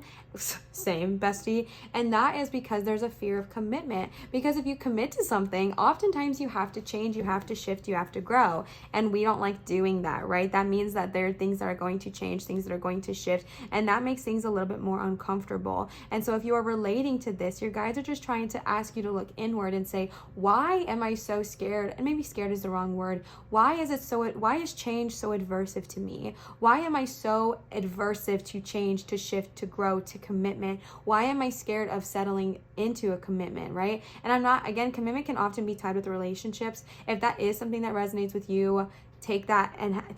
That's totally fine. But if it doesn't, if you're like, I don't even care about relationships, I'm not even just talking about that, but committing to yourself enough to focus on something fully and see it through. Committing on an idea enough to focus enough and see it through. Committing to yourself, to put your worth into yourself, to know your value, to know your worth, to know that you deserve only the greatest out there, and committing to that, committing to yourself, committing to another person if that's what you ask for, committing to a job, committing to a career path, committing to a friendship, committing to a path of any kind. And now let me tell you, commitment does not mean that you can't change. You can commit to something for a year and then be like, you know what, it's no longer serving me, so I'm going to change my commitment. That is 100% okay, and also incredibly normal. So do not feel bad about that. Do not be like, well, if I commit to this, okay, that's a loud message I'm getting. Maybe you're someone who's like, well, I don't want to commit to something because if I commit to something, then I'm stuck. And I don't want to be stuck, because what if I want to change my major? Okay, tapping into college besties here. If you're like, I don't want to commit to this because what if I want to change my major in a year? I'm sorry, I'm playing with this. That might be bothersome to some ways because I just picked it up. But if you're like, I don't want to commit to this because if I want to change a major or my career or my job, you can freaking change. It is okay. It is normal to change. It is normal to change what you want. We are not the same person as we were 5 years ago, and thank God for that. Come on. I think we all can agree. Thank goodness we are not where we were 5 years ago. And if you are not relating to that, if you're like, girl, I wish I was where I was 5 years ago, you can get back that energy. You're fine. No worries. Manifest it back into your life. But what I'm trying to get at is that you can commit to something and then change your mind a year later or 6 months later if that's not what serves you, and then recommit to something else. That is normal. That is okay. Just be gentle on yourself. Be okay changing your commitment paths. Be okay changing what it is you desire. It's all right. That still lies in the energy of commitment and learning to change and shift and grow. And then you got the world, but you got the world reversed. The world in general is about reward and success. But when we see it reversed, it is really, really interesting because because this talks about that your success is still coming. Your success is still inevitable because, again, the world is a freaking major. So your success is still coming to you without a shadow of a doubt. You will be successful. But this talks about delays in that coming. And that's another message of the Six of Swords, is a delayed travel. And I think that this is so interesting because I want to say this with as much love and light possible. I think one of the delays is choice. The choice not to move, grow, shift, change, evolve, commit. And I feel like your guides are trying to show you that once we do commit to certain things, and again, I'm not telling you to go, sorry, my rings are like really bothering me. I am not telling you to go and commit to something as soon as you are done listening to this reading. Whenever you feel ready, you will know when you are ready to commit to something. Does anybody else get super hot when they're doing tarot and then all of their jewelry just starts to hurt them? Oh my gosh, sorry about that. My fingers were literally swelling because I get so hot when I'm reading. When you are ready to commit, when you are ready to tackle the shadow work, maybe it's committing to shadow work, bestie. When you are ready to commit to something, you will know without a, no pun intended, shadow of a doubt that is what you are called to do. You will be aware of that because it is divinely guided. So don't push yourself to do something until you are ready to do it. Don't push yourself to go for something until you are ready to do it, until you are ready to make that change, that growth, that move. But when you are ready to do it, trust yourself, listen to your intuition, and go for the dang thing, because the success will be there. The opportunities are there for you. The things that you are desiring will come to you. It's just the energy I'm getting here is just delay, like a lag. And I think, and I'm saying this with as so much love and light, I think the lag is slightly by choice. And I think it's a lag where we are just kind of scared to go. And so the lag is kind of coming from that energy. And the world is saying you will be successful. You will have everything you desire. All of those gifts, all of those amazing things that you want, you can have them. You can have anything you desire. But we have to get out of our own way a little bit and be okay committing to something, even if that commitment changes. And then it's interesting because you got the Two of Wands, which, like I said, is the card of freaking opportunities at your doorstep. And the way that this is written, the way that this is portrayed, portraying to me with the other cards that you've got is so powerful, because the Two of Wands, if you can see the woman here, she has a telephone in her hand. That is supposed to represent the world, because again, this is the modern witch tarot. That's like normally in the tarot is depicted with like the world in their hand. And what that represents is that you have the whole freaking world in your hand, and you got the world. So it doesn't get any louder than that, besties. Like, you have the world in your hand, you have the world at your fingertips. But that fear I am just feeling, and fear, it's like, it is a fear, but it's more of like stagnation. Like, I'm feeling like stagnation and comfortability. I'm feeling comfortability in what we've known our whole life, even if it's not what we want to do, even if we know we're called to change. I'm feeling like there is a lag, because it has been so comfortable, because it has been what we've always known. Comfort does not always mean it's good comfort. We can be in toxic relationships, right? I'll speak from a personal experience, that I'm not putting this on anybody. I was in a toxic relationship that was so awful. I'm not putting that on him or on me, just in the relationship in general. We were not good for each other in that time. I mean, we really pushed each other. But personally, it was toxic for me. I was in a toxic situation, and I stayed way past its expiration date because it was something that I knew. And to me, that toxicity became comfortable because I knew what was going to happen. I knew where the abuse was going to come from. I knew every single day what was going to happen, because it was familiar. And that is not good comfort. It's still comfort, but it's not the good kind of comfort. And so just really addressing that and making sure you're not staying somewhere just because it's comfortable. And I'm going to pull even more onto that here, because you got the Ten of Wands reversed. The Ten of Wands reversed literally talks about taking on all of these burdens, right? Like, there is this woman, and she's carrying all these wands, and she's like, oh my god, my back's hunched over, I'm in all this pain, I can't even freaking see. When it is reversed, it represents that you are taking on all of this extra work, all of these extra burdens. Maybe it's other people's emotions, maybe it's other people's problems, maybe it is other people's situations, maybe it is just taking on too much work at your actual job, maybe it is not being able to say no to others. Oh my gosh, I'm getting such a specific message, besties.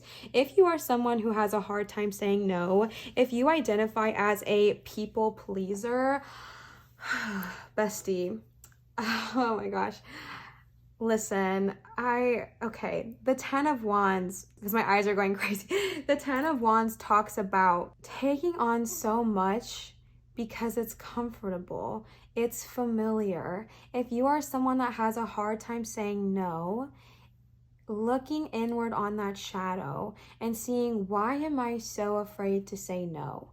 Where does that stem from? Did I get in trouble? Oh, sorry. Was no not an option for me as a child? As it's not for a lot of us. If we want to do something and we say no, no is not an option, right? Even if you're overwhelmed, overworked, burnt out, a lot of parents raise us in that way. And I'm not coming here to crap on any parents. If I have parents listening, I know that you are doing your absolute best. And I fully believe that a lot of times our parents are doing the absolute best that they can do in their time, in their moment. And they were raised by their parents. But that doesn't mean that that trauma still doesn't lie. This is not a blame putting situation. I'm not putting blame on anyone's parents, family members, or anything like that. And I'm not even putting blame on yourself. It is simply about recognition, recognizing where these my door just opened.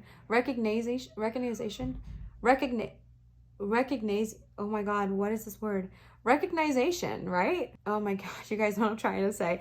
Recognizing where this stems from, identifying it so that you can move on and heal is simply all I'm trying to get at here. It has nothing to do with blame. I do not place the blame game. There's been so many instances in my life where I have been hurt, and you will not catch me blaming anybody, because to be honest, we are all just souls doing our dang thing, trying to figure out our life.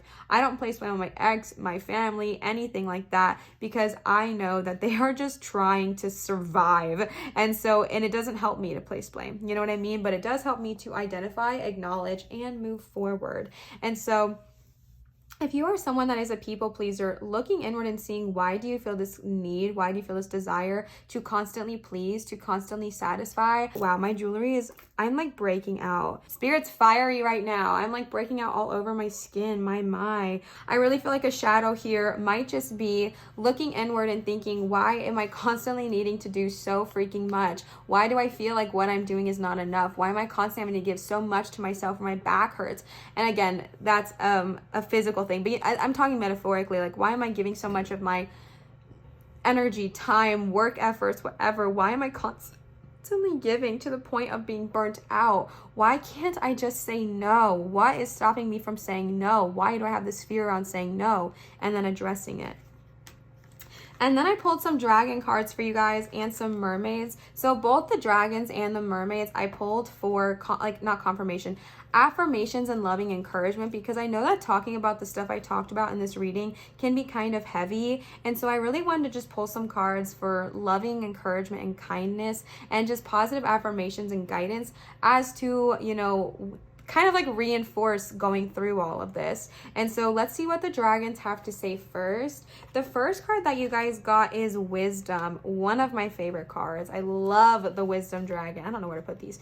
The second card you guys got is Scars. I feel like we talked about a bunch of scars in this reading. And then Air Chalice. I kind of want to read Wisdom for you guys. I realize that I sometimes really like reading the book because I love interpreting the book all the time. But with this deck specifically, I feel like reading the book is just sometimes so freaking powerful. All right. Oh, I was going straight to Scars. That's so funny. I wasn't even going to read Scars, but I guess I will now. My brain went there. My hands went there. My brain didn't. So I guess that needs to be heard. The silver moon dragon brings you the energy of the moon. The moon has always cast its spell over humans with its mystery and beauty. At night, the soft light of the moon caresses our skin, imparting an irresistible sheen. That's beautiful. Most of the great goddesses are directly linked with the energy of the moon, and many represent wisdom. The moon dragon represents the feminine aspect, biding its time and trusting in divine guidance. This beautiful dragon would like to teach you that wisdom and trust go hand in hand. The silver moon dragon will teach you respect for all existence. It will remind you that nothing exists without the right to do so. Understanding this means converting knowledge into wisdom. Each day, some of our actions are based on particular knowledge. We buy food, for example, because we know that we will be hungry at some point. We pay our bills because we know that there will be an unpleasant consequence if we do not. However, sometimes we act also in wisdom without knowing what we have to do, doing so because we trust implicitly that it is the right thing. The time has come for you to open up to your wisdom. Trust me when I say that all wisdom lies within you. You think you know who you are, but you can discover this truth only when you open yourself to your divine wisdom. Woo! Oh my, that was intense. Oops, why do I keep bumping you guys? I'm so sorry. Okay, so I mean, right off the bat, tapping into your wisdom, bestie. My, that was heavy. I don't know why reading that made me feel heavy. That is so powerful because it really is reminding you that you are more powerful than you realize. You got the freaking world. Don't forget. You got this world. You got this success. You got this completion coming your way. You have the expansion and the knowledge coming your way. The only energy I was getting with the world was like resistance towards that, but it doesn't mean it's not coming. It's just saying that it's delayed in this moment for X, Y, and Z. Maybe it's our own resistance, you know what I mean? I was also, I guess, called to read Scars because my hands went there. I'm very familiar with this card, but they were wanting me to read it for you. So I shall. If you draw this card, it's time to look at the scars light has dealt you in a new light. Life has dealt you in a new light. The supposedly darkest hours of your life have left the deepest marks. They draw out the divine light within you. One or more of your scars may certainly still cause pain, as some wounds heal slowly. But the violet dragon would like to teach you that there is a miraculous cure for your wounds and scars. This miraculous powder, oh, this is cute, is a mixture of 70% forgiveness, 20% acceptance, and 10% devotion. This is the recipe for the elixir. Oh my gosh. Okay, and then it goes into an elixir for it. Listen, besties. I feel like they just cracked the freaking code and told you a super effective way of handling your shadows. 70% forgiveness, 20% acceptance, and 10% devotion. Oh my gosh. And again, don't devote yourself to the people that hurt you, but devoting yourself to yourself, bestie, devoting yourself to your time, devoting yourself to your energy, devoting yourself to you, claiming your energy, claiming your power, forgiving, accepting. Oh my God, that is making me feel some kind of way. Besties, they were just giving you a clear way of handling the shadows, and that is so beautiful. And a reminder that yes, the deepest parts of our life, the deepest parts of what we've gone through, I feel like with this reading particularly, I talked a lot about scars from maybe childhood or from things that we have gone through in our life, and I just feel like those scars are going to come up in your shadow work, but you have now been given the freaking recipe to heal them. That is beautiful. And then we got air chalice. Air chalice is a meditation. My door is so loud. Air chalice is a meditation, and it is a meditation with air. If you are also an air sign, or if you are just called to meditating with air, this is, I think, them giving you another way to meditate and a reminder to meditate when you're going through shadow work. You might be the kind of person who does a lot of their healing in meditation. That is something that a lot of people in my family do. I have a hard time meditating because I get bored, but I do not say that to everybody. Like, I definitely promote meditation. It definitely resonates with almost everyone in my life. I'm just stubborn. But if you are a meditation kind of person, I feel like your guides are trying to heavily tell you, going through the shadow work period, going through this time, allowing yourself to meditate and allowing yourself to heal in those meditations, and maybe doing some meditations with air, maybe going outside to meditate, maybe going outside and spending some time with the earth and the nature and the wind, and allowing yourself to be cleansed by Gaia's loving breath.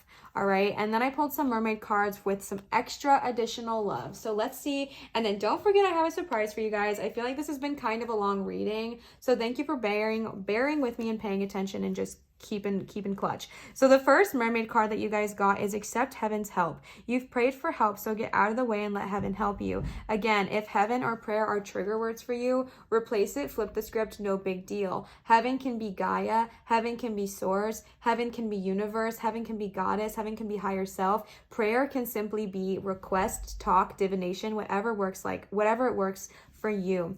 You have asked for help, so get out of the way and let heaven or Gaia or God or source help you. Sorry, that was loud. If you have been going through the dang thing, if you are going through the dang thing with your shadow work, ask for help. Ask your guides for help. If you communicate with guides, ask them for help during your shadow work. If you don't communicate with guides, ask Gaia or your higher self for help during your shadow work. And then allowing yourself to receive the help that they are wanting to give you. Allow yourself to receive whatever you have asked for. If you are asking to allow yourself to commit to something, step out of your own way and allow your guides and the Gaia and source and God, whoever you resonate with, to step in and show you. Allow yourself to receive the help that is being given to you.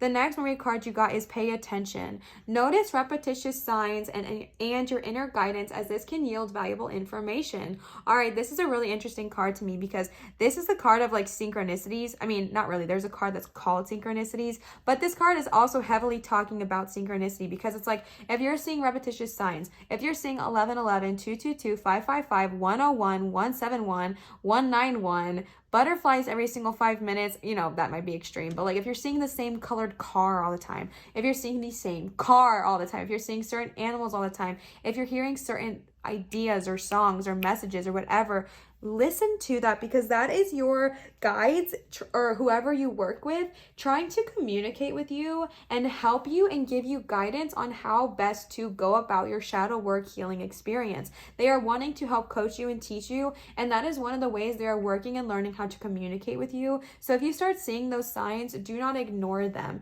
Definitely take them seriously and definitely listen to them and look into them and see what they are trying to tell you, because those messages are going to be super freaking loud.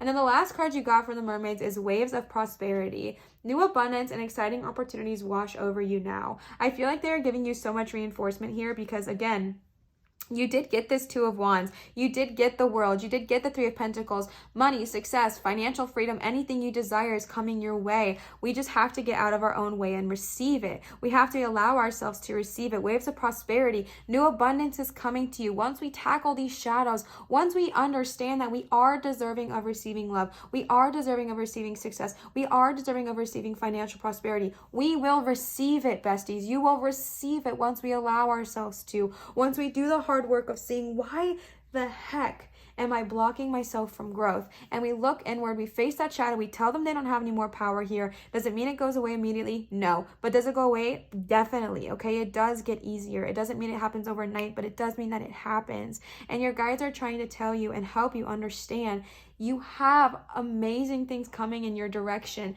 You have amazing things coming your way. It is just about getting out of your own way long enough, oh my goodness, Olivia, to receive the amazing opportunities that are wanting to come your way, to receive the abundance, to receive the gifts, to receive the world, to receive every good thing that is coming in your direction. Oh my gosh, chaos. We have to first step out of our own way so that we can receive it. All right, besties. And then I have a little surprise for you guys. Again, if you watched pile 1, then you already know what the surprise is. But okay, I talked about this in pile 1, so you may already know. But listen, I got these a while ago, like quite a few months ago, and I've never used them because I've been super insecure. And again, I deal with imposter syndrome, and it's literally one of my shadows is feeling like I'm not good enough to do certain things. And we're working through that. Okay. I told you guys I was scared to do this reading, and I thought, what better time to address my shadows and do things that scare me? Why not add these as well? So with that being said, I am a beginner. I am not coming on here and acting like I know everything. You bet your pootie patootie I do not know what I am doing entirely. I am here to learn. I am here to grow. I am here to shift. So if you do know a lot about what I'm going to show you, definitely educate me kindly in the comments if you have knowledge to share. But I am here to learn and grow with you guys. I want to evolve. I want to expand my knowledge, and I want to show you guys along the way, because how freaking dope is that? So I picked runes. I don't know, I just messed myself up right off the bat. I picked runes for you guys. These are gorgeous rose quartz runes with gold writing on them. I am obsessed with these. They just called to me so much, and I decided to pull some for your guys' reading today. Why? I don't know, but I was really called to do so, so I did. And I picked 2 for you guys. I picked these ones here, and I do not know what they mean, so I am going to use my Dr. Google, and I just went to Pinterest and I pulled up these here because mine did not come with a guidebook. Definitely try to get runes that come with a guidebook. Same with like tarot and stuff when you're learning. I did not know they did not come with a guidebook, but that's totally okay. I'm not upset about it at all. All right, so the first one you got is this one here. If my audio sounds different, that's because I'm trying to read this tablet real quick. All right, so if I'm mispronouncing this, bear with me, besties. I believe this is K as well as C. They both are the same, and they both are Kenaz, Kenaz. This represents torch, revelation, knowledge, creativity, and inspiration. Are you kidding me? We love to freaking see it with those wands that you got, and it's the torch. I'm obsessed. Revelation, knowledge. You guys got the wisdom dragon. Okay, like literally revelation, knowledge, creativity, okay, besties, and inspiration. Your guides are giving you so much love, giving you a hug, and letting you know what capabilities you have and the reinforcement that's going to come after we do the shadow work, and even during the shadow work. They are showing you the creativity that's going to re-inspire you. They're showing you the knowledge and the wisdom that's going to come together and help you bloom and grow. They're going to show you the revelations that are going to be had going through this journey. And then the next one you got is this, and now I don't see this. Okay, I think I found it. I think this is P. If not, I'm really sorry, but that's the closest one I can find on here. This is Pertho, P-E-R-T-H-O, Pawn, Magic, Mystery, and Feminine. Do you guys remember what the Wisdom Dragon represented? Divine feminine energy. And again, that was so aggressive. I'm going to tell you guys again. Feminine does not equal woman. Woman does not equal feminine. Feminine is energy. Feminine is yin. We all have yin. It is a certain energy that you have. And this is talking about that certain magic, mystery, and feminine energy that we can embody, okay? I love that for you, besties. And again, if feminine is hard for you to hear, place it with yin. It is simply energy. Pile number 2. I love you guys. I feel like this was so loud and so loud. I adore you. Thank you so much for being patient with me and understanding that this was also kind of a shadow for me to do this reading because of my, my own doubts and beliefs. And I'm just so thankful for you guys being patient with me, being kind with me.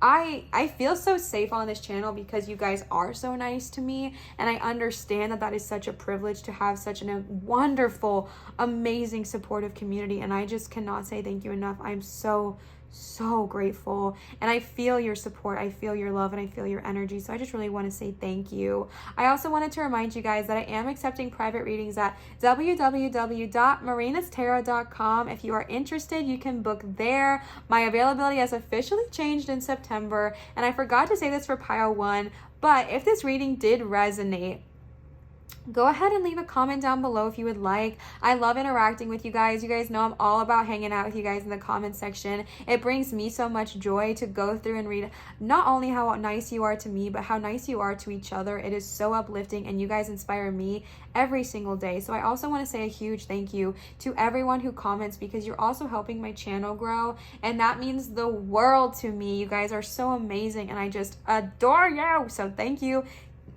Thank you so much for all of your love and support. All of my links will be in the description box down below, like the decks I've used, my Venmo if you're wanting to tip, never required, but you guys know I appreciate it. My Amazon wish list, because again, never required, but if you're wanting to feel spicy and send something, you know what I'm saying. My Instagram, all that good jazz, everything, and my website will be linked in my description box down below if you want to check that out. I love you guys so much. Thank you for your constant support. I hope this helped. I hope this gave you some guidance. I love you. Thank you so much for everything. I hope this helped. I hope it gave you some guidance. And I hope you have a wonderful morning, evening, night, whenever you are seeing this. And I'm just sending you so much love and light. Always remember to show others love, show your light, and shine so bright. And I will see you guys for my next reading. Bye, pile 2. Love you. All right, third and final pile, last but in the never bit least, pile number 3 with the gorgeous sardonyx stone. Again, this one is more of gray tone. I absolutely love it. It even has some browns in there. Sardonyx is an incredible protector stone. It is so good if you are needing protection. It is definitely an easy stone to find and one that's good to pick up. My animals are going crazy in the background, so if you hear that, it's out of love. They're just playing and it sounds crazy. So I picked some tarot cards for you guys, and with these tarot cards, when I picked them, I was asking kind of shadows that needed to be addressed, and then with the oracle cards here, I was asking for like loving guidance, and then I have a surprise for you guys at the end. But so with the tarot, I am mostly focusing on shadows that need to be brought up in this instance. All right, besties, so let's go ahead and get on into it. So starting right off the bat, you guys got the Tower reversed, okay, Queen of Swords, I'm just gonna put these over here, the Moon reversed, Six of Pentacles reversed, Knight of Cups, can you guys see if it's down? Yeah, you can see. And 10 of Swords. All right, besties. So before we get into it, I like to explain a little bit of a difference here between the major and the minor. So starting right off the bat, you guys have two major. You have the Moon and the Tower. Major is, so there's two different categories when it comes to tarot. There is the major arcana, and then there is the minor arcana. The major arcana is kind of what it sounds like. It's things that are more like big deals, and a way that Source has a heavy hand in the situation. And minor arcana, to me, in my personal personal belief and opinion is more of like the day-to-day things that are like a little bit more mundane. And then we have some suits. We have the suit of swords, which represents the element of air, your thoughts, your intellect. We have the suit of pentacles, which represents my animals, the element of earth, finances, money, tangible things. And then cups, which is water, represents the element of water, which is our emotions, our feelings, and our relationships. So we see the Tower reversed and the Ten of Swords, and both of these things talk about an inevitable end, an ending that is definitive, and an ending that is definitely going to happen. So there's two different energies I am getting here. So the first energy I'm getting is that this is something that has already happened to you. There has already been an ending in your life. Something has already come to an abrupt halt, and it was something that you were not ready for. It was something that you did not expect. It was something that you were not prepared to handle or prepared to deal with. And this could be an ending of a relationship. This could be losing someone personal or close to you. This could be losing a job. This could be losing an aspect of yourself. This could be something very traumatic. I don't know. I don't assume. But whatever has been lost, I'm getting this feeling that there is so much guilt built around this situation, because the Tower reverse energy. So Ten of Wands Ten of Swords is like you feel like there's just an inevitable end that's happening. You're just hurting so bad. And that's very similar energy to the Tower, is just kind of like having your world rocked. But when we see the Tower reverse, it's very interesting, because the Tower reverse talks about kind of putting blame onto ourselves for something that has happened, kind of taking the blame and almost like not resisting the ending, because there's not really a way to resist it, because it's definitive. If something is definitely ended.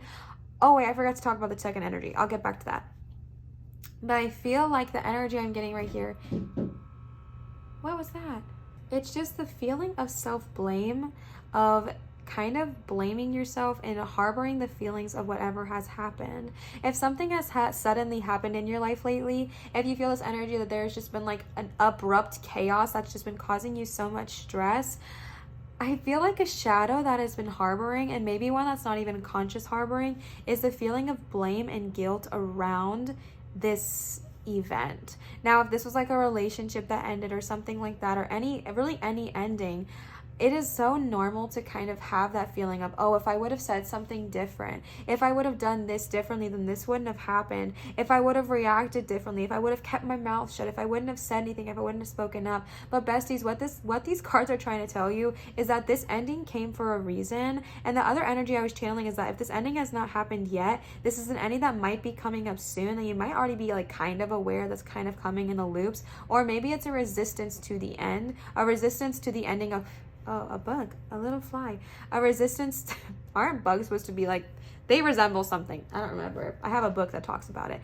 but I feel this resistance to maybe, again, just like maybe you feel that there's an ending coming, but you're holding on so tightly. You're holding on to a ship that is already sunk so deep that you're now sinking too, is kind of the energy I'm feeling. If either one of those energies resonate, I'm talking to you, bestie, because what I am feeling is that when this ship sinks and when we hold on for dear life, you might be also blaming yourself, and you might be sitting in this energy of guilt and shame and sadness, which is normal. It's okay to feel your feelings. You will never come to this channel and have me tell you it's not okay to feel your feelings. Your feelings are always valid, no matter what they are. If you broke your nail and you are having a bad day, your bad day is exactly, what am I trying to say? Your bad day is enough, okay? It's enough for you to have a bad day. One thing that is like one of my biggest pet peeves is people comparing their bad days. Like if you tell someone, oh my gosh, I had like the hardest day, and then they're like, oh yeah, well I had this, and this, so mine's worse, so you're not allowed to feel bad. F that. Your bad day is your bad day, and it is okay to feel your energy. It's okay to have a bad day. It's okay to feel sad, frustrated, anxious, upset. The energy that we are channeling here, though, is looking inward and being able to identify those feelings and then face those shadows so they no longer bother us. I talked about this in all of my other readings, so I'm going to talk about it in the pile 3 as well. I would like to remind you guys, I am not here trying to educate you. I am simply trying to give guidance. I personally don't feel like I know enough about the topic to educate. I only know my own personal experiences and those closest to me, but I did find some really amazing YouTubers who have done like little shadow work one-on-one videos, and I'm going to link the ones that I personally really vibed with down in my description box. If you want to go watch that first, get like a shadow one-on-one quick session and then come back and watch this, that's totally fine. However, I am going to tell you guys how I deal with my shadows in case it's something that resonates with you and something that you want to also embark on in your life. So this is one thing that I have learned, and it's basically when something comes up like a trigger, if someone says something to me and it triggers me, if it is something that is bothering me, if it's something that the way I live my life or the way I go to work, or why am I staying in this job that's no longer serving me, it's a shadow. And then I kind of go introspective and I kind of really look inward and think, okay, I'm going to give you guys the example I've been giving in my last 2 readings. Say my fiance says something to me. I'm just using her because it's easy. She does trigger me because she's also like, whatever. She's like one of my soulmates. She's like a soulmate who kind of like triggers me so I can heal healthfully. But say she says something to me and it triggers me so deeply, and I immediately go introspective and I think, oh, it's because of my ex. My ex treated me this way and that's why that triggers me. And then I go even deeper and I say, well, why did it trigger me when my ex did that? Now, some things do stem from that relationship, from abuse and toxicity, but some things stem even farther back from childhood. And then I face that shadow, and to me, I'm a very visual person, so I envision like a chaos, shadowy blob of just anger and madness and frustration, and I look it dead in its face and I say, you have no power here. Does it go away immediately? No. Does it disintegrate immediately? No. But over time, with me constantly telling the shadow that it has no power, it gets smaller. It gets smaller. I start to feel lighter. It gets smaller. I start to feel stronger. It gets smaller. The stronger I feel, the smaller it gets. And then one day I tell it it's gone, and it's gone. And then my power, I feel strong, I feel confident, and I will tell you, those things no longer trigger me. They don't even come up anymore. And so that is how I personally deal with my shadow work. But always only do what resonates with you and what clicks with you. Don't just do something because I or any other person on social media or YouTube told you to do it. Do what your inner guidance is telling you to do. All right, besties?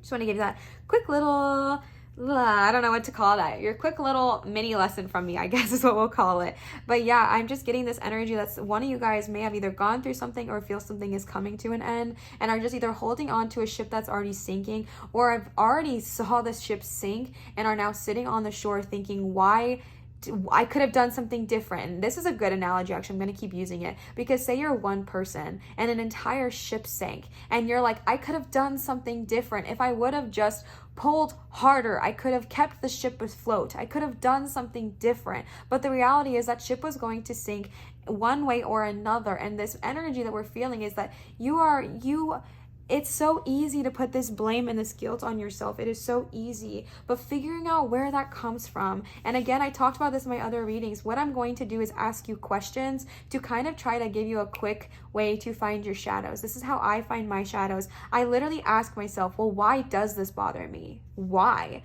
And then I go on a little journey to figure it out, right? And I feel like this situation, I feel like whatever happened to you, I feel like this feeling of loss and heartache and sadness has really put you into an independent track with this Queen of Swords. Wow, this fly.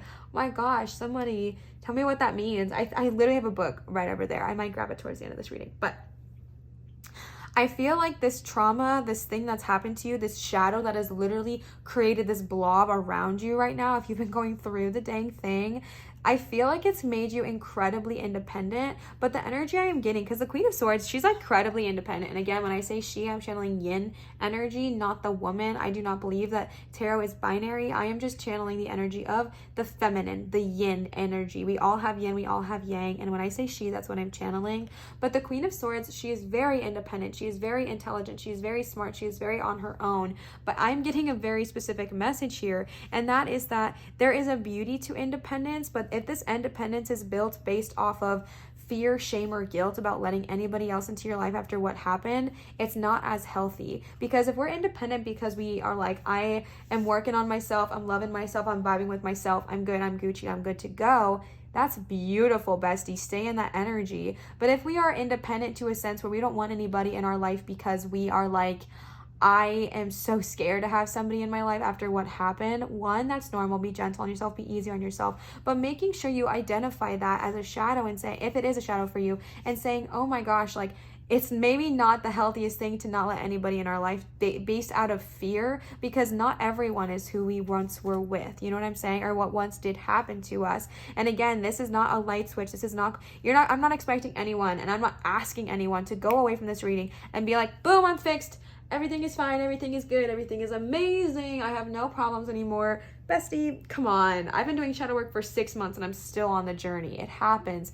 Shadows keep coming up and I keep addressing them, and I'm growing every single day, no doubt, but it doesn't mean it happens overnight.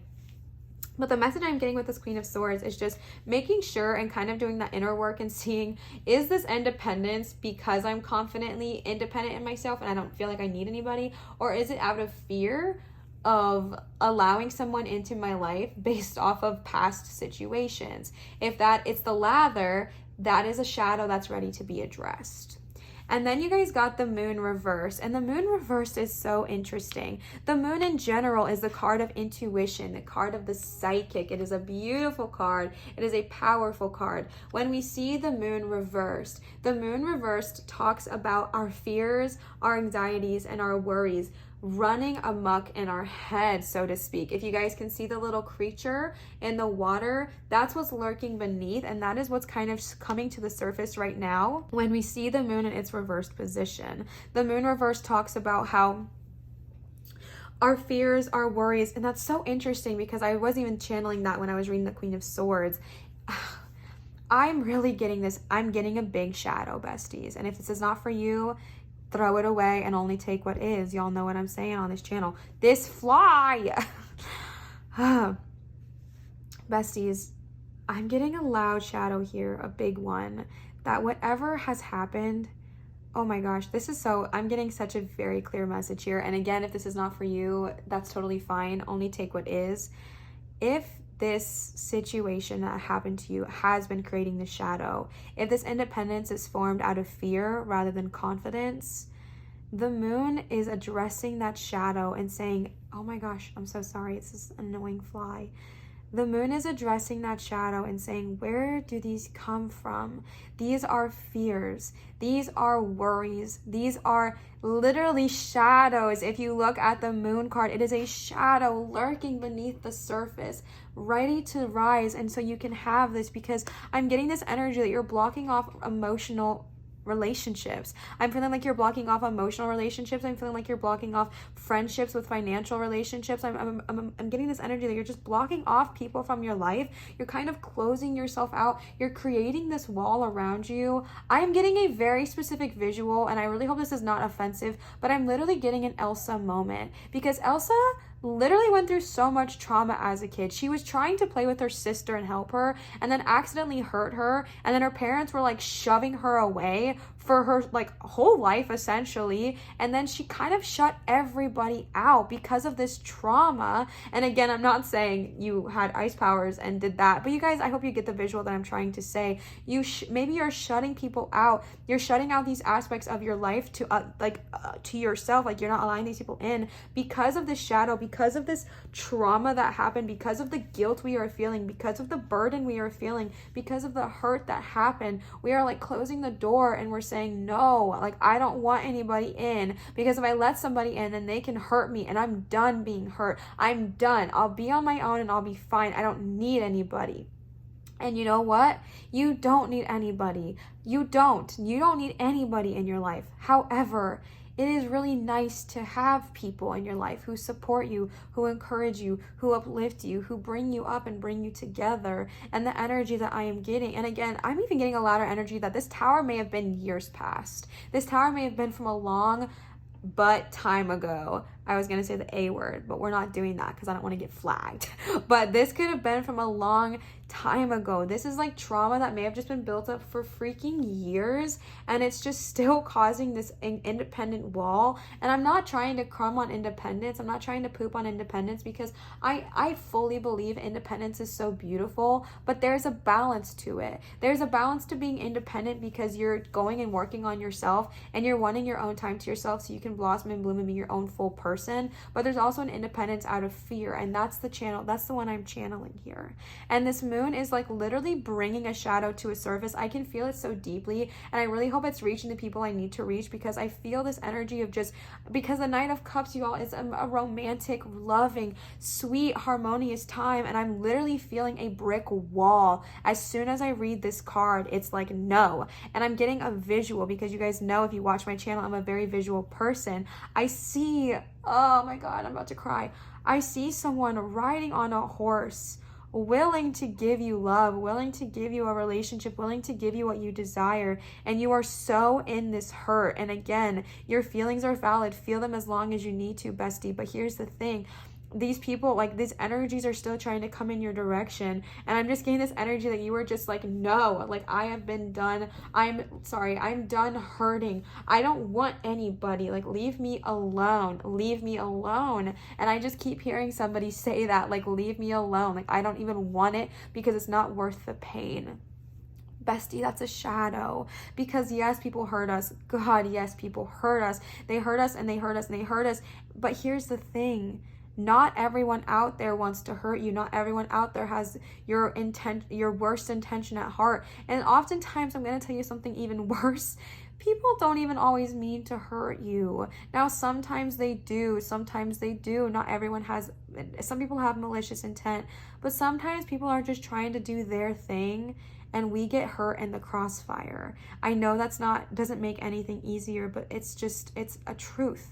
And I'm just getting this energy of just blocking it off, and that just is so loud to me, because the Nine of Cups is writing, and the Ten of Swords is like, no, like, stop it. I don't even want to look at you. Like, I'm just gonna lay down and distract myself, because I don't want you right now. Like, I'm literally getting the energy to like turn this over, because I feel like someone is angry looking at it, because that's how much they don't even want to see it. And besties, that's a freaking shadow, and it's ready to be addressed. It's ready to be talked about. It's ready to be faced. It's ready to search and see. And yes, going back to that tower moment and saying, God, why do I, you guys really want this flipped over. God, why am I keep blaming myself for this? Why? And forgiving yourself first, forgiving yourself for what has happened. I'm not saying it had anything to do with you, but if you are blaming yourself, starting with the forgiveness, forgiving yourself for what has happened, forgiving yourself for everything, and then forgiving the others, and then and again, forgiving does not mean excusing. We know, okay? I'm not condoning or excusing anybody's behavior. Forgiving is really just for you. I have forgiven so many people and not talked to them. I forgive internally, okay? Because I want my power back. And these are cards telling you to face your shadows, face what is going on, so that way you can overcome, and you can look at them and look at that nasty shadow in the moon water and say, no, your worries, your fears, your anxieties have no power over me anymore. I am allowed to frolic in the moon. I'm allowed to have fun. I'm allowed to be intuitive. I'm allowed to tap into my divine feminine nature. I'm allowed to be this person. I don't need this lurking under the water coming out to get me, because I am now enough with myself that I will look into the shadow and I will say, you have no power here. And then you guys got the Six of Pentacles, again with the reverse energy. And the Six of Pentacles reverse is just kind of, I'm going to be super honest with you, the energy I'm getting is just mistrust. And I feel like whatever happened to you in your life, I feel like whatever happened, there is just a mistrust around finances. There's a mistrust around new job opportunities. There is a mistrust around anyone trying to help you or offer you anything. I'm just feeling like you get this, I feel like I'm getting this energy of someone who is like, if something good comes your way, I feel like you might be the kind of person who immediately tries to figure out why, like, something that's wrong, like looking for the hidden element, looking for the hidden feature, looking for something, like looking at the fine print so carefully that you maybe create something that wasn't even there to begin with, because you just don't believe that anything good could happen to you. But bestie, you are worth receiving. You are worth good things coming your direction. You are worth love. You are worth passion. You are worth financial success. You are worth creative endeavors. You are worth passion. You are worth intuition. You are deserving. You deserve to receive that. I know our shadows make us feel like we're not. I know, bestie. I know it can feel that way, but you do. I'm literally about to cry with you guys. Pile number 3. You do deserve it. You deserve the love. You deserve to heal. You are allowed to heal. Again, if this was something so traumatic for you that you don't want to let go of what a person or whatever, I'm not saying you have to let go. I'm not saying you have to forget them. I'm not even saying you have to forget the situation, but you allow yourself to heal so that it doesn't hurt you consistently, bestie. okay? I feel like that was so heavy. That is the reason I pulled some affirmation and loving cards from our dragons and our mermaids, because I felt like someone really needed to hear those heavy messages. But I knew that I don't always channel while I'm flipping them, so that I give you guys my real authenticity. But I just got the energy that like we're gonna need some loving affirmations after the heaviness of dealing with our shadows. So that is what I pulled for you guys. So for our dragons, we got gifts. Queen Alba, you're kidding me. Oh my goodness. Fire chalice and home. Okay, I want to read these for you. Hold on. I've been really called. Oh, sorry. I've been really called today to read the book. Sometimes I'm not, because I really like to just channel the messages. But something about reading the book today, it feels like I feel like I need to. I feel like it maybe will help somebody. I feel like you need to hear word for word what they are talking about. Queen Alba, we frequently forget to be thankful for the gifts we receive. All too often, we focus on our wishes and desires and what remains unfulfilled in our lives. And in doing so, we exist in an energy field of absence. Wishes and desires are, of course, good to have and are often the mainspring of our actions, but our goals and gratitudes need to be in balance. We should both pay heed to our desires, but also be grateful for our gifts. The beautiful Queen Alba is looking at you, recognizing the beauty of your soul and vibrating in perfect love for you. Turn today into a day of celebration of the gifts you have already received. Write down all the things for which you are grateful. As a dragon rider, you will never forget the companions who ride with you, honoring and protecting you. Having friends is a marvelous gift. Besties, I literally am about to cry. Look at the list again the following day to make sure you have not forgotten something or someone. Good things come in threes, so check that list is complete on the third day as well. Then pick out 2 people whom you would like to express your gratitude in the form of a gift. If one of these people is your mother, you might like to give her flowers. If one is a being that does not dwell in our dimension, then consider a heartfelt prayer or lighting a particularly beautiful candle. Oh my gosh, I'm getting so much energy right now. Oh my gosh, with that 6 of Pentacles energy, holy crap. This is literally the card of gift giving, you guys. Like, you guys can see that, right? Gift giving is the energy of this card, and yet we're feeling in lack, and we're avoiding that. And again, I was getting that energy of, what's it called? Isolation. And this gifts card, one, yes, it's telling you to acknowledge the love that you already, or the gifts that you already have. Gift back to someone you are grateful for. And again, if this person is no longer on our dimension or our plane, lighting a candle and saying thank you. I feel like this is going to help heal the tower energy. Now, let me say something very specific. If you are grateful for someone, well, I feel like if this involves someone who is toxic or hurtful to you, you do not have to go in person. You do not have to contact them. You do not have to touch them. Never do anything in a situation that would ever put you into harm's way. However, you can do things energetically, and that might be what you're also being called to do here. Wow, I'm sorry. I'm like reeling from that. That was a lot for me. I don't know if that was a lot for you, but that like hit me really hard. All right, Alba came in clutch again with the fire chalice. But the fire chalice, all of the chalices are a baptism, a meditation, a healing kind of ritual, and you are maybe being called to meditate or heal with fire. Now, this could mean candle magic, since we got that with the gifts card, or just lighting a candle and meditating with that, or, you know, having a bonfire, having a burning where you burn, you know, one way I healed some of my shadows was, again, this is like a basic therapy technique, I think, but writing down those things that you are ready to let go of and then burning them, and then I give my ashes back to Gaia and I let her turn them into love and light energy.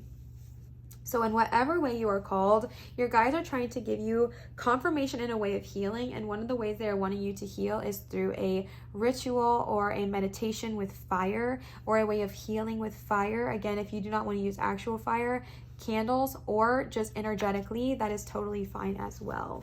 And then the last card you got from the dragons is home.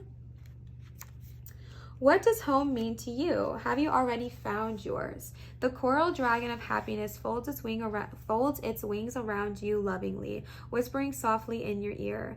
It does not matter where you live. Your home is where your companions are. Those who think like you, live like you, and love the same things as you.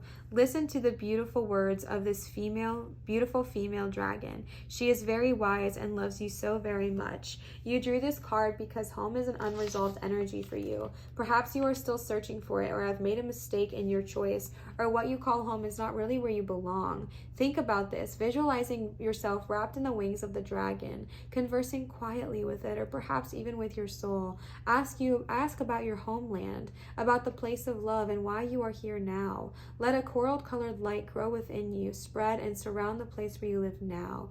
Breathe this light out of your heart and use it to envelop the home you have now chosen. Consciously or unconsciously, this light will enhance and bless the energy in your home. Wow, that is so freaking beautiful. Home. Okay, besties, I'm sorry, but I'm like still focusing on the energy of that Queen of Swords, and I don't know why I'm getting the energy of isolation. If you have just been going through it, or if this is a past energy and it's a shadow you already dealt with, they are trying to encourage you that home is so much less important than where you live than it is with who you create your home around. Home is an energy. Home is a place of love, a place of connecting with those who are like-minded as you. If you are not feeling at home, even if you have the most gorgeous house in the world, a house is not a home unless the people are there. Like the right people, the right energy, the right environment is there. You know what I'm saying? And so really making sure that you are not in a situation of isolation. Let me specify even more. I know we are going through a situation right now in our environment and with everything happening. I understand that I'm not channeling that specific energy. If that's what you are in isolation for, I hope you know what I'm trying to say. I'm channeling more of like, I'm thinking this is years. Like this is not just 2020. I'm getting the energy that this has been going on for a while, and this feeling of just kind of excluding yourself from things to not get hurt again. And I feel like this is kind of trying to tell you with the gifts card, the Six of Pentacles, and the Home card, it's kind of trying to tell you that if you're ready, when you're ready, and I'm going to flip this back over because I'm getting another message, when you're ready to welcome these energies back into your life, to welcome the friends back into your life, to welcome dancing in the moon with someone back into your life, to welcome giving back to those around you, to welcome new friendships, romantic relationships, new love interests into your life, and to welcome creating a home surrounded by those who really uplift you and bring you joy. I feel like once you heal your shadows, these things are going to be very loud and very prevalent for you, and I think it is absolutely beautiful. And then the last two cards I pulled for you guys were some mermaid cards, and then besties, don't think I forgot, we also have a surprise at the end. Okay, so let's go ahead and see the mermaid cards that you guys got. The first one you got is music for manifesting. To manifest rapidly, think of your desire while you chant, hum, sing, or play music. So your guides are kind of trying to tell you a way of how to cope with your shadow work. If you are going through your shadow work and you're wanting guidance on how to heal, on guidance on how to forgive, sing, chant, hum, or play, asking for healing, asking to help. And that's a way your guides are trying to, one, communicate with you, and two, teach you how to manifest your desires into reality. And now if working for yourself is something you desire, kudos, because you got self-employment. I don't know what this has to do with everything else, but you are a born entrepreneur and your business is surrounded by magical opportunities. If this is resonating with you, bestie, oh my gosh, yes. Okay, because the Queen of Swords with that independence, I'm going to remind you, independence is not a bad thing. It's only when it's independent out of fear, out of worry, and out of isolating due to not wanting to get hurt again by certain people. That is the energy I'm channeling. I love independence. I am an independent person. I am still engaged and I have a lot of people in my life, but I'm incredibly independent. I want to be my own boss. I want to work for myself. I want to do my own thing. I don't want anybody trying to tell me what to do. I am incredibly independent, but I still have people in my life. But this independence is a beautiful thing. And if you are someone who is so independent and you're like, yes, yes, yes, yes, yes, go kill it, slay, bring that independence. And oh my gosh, I'm getting this energy of once you heal your shadows, you are going to learn how to work with your independence so much more. If you are already self-employed, amazing. But if this is something that you desire and you're like, I am already trying this thing, Believe in yourself, bestie, because once we go through our shadows, once we heal that moon energy, once we heal the Tower and the Ten of Swords energy, once we heal the shadows and we face them down and we say, you have no power here anymore, and again until they eventually go away, doors are going to just start opening up for you. And I feel like one of those is going to be this self-employment energy. You're a born entrepreneur and your business is surrounded by magical opportunities. Tap into that energy. Tap into that energy of that independence in a good way. Tap into the energy of that independence in a strong, fierce, passionate way, because you've got this, bestie.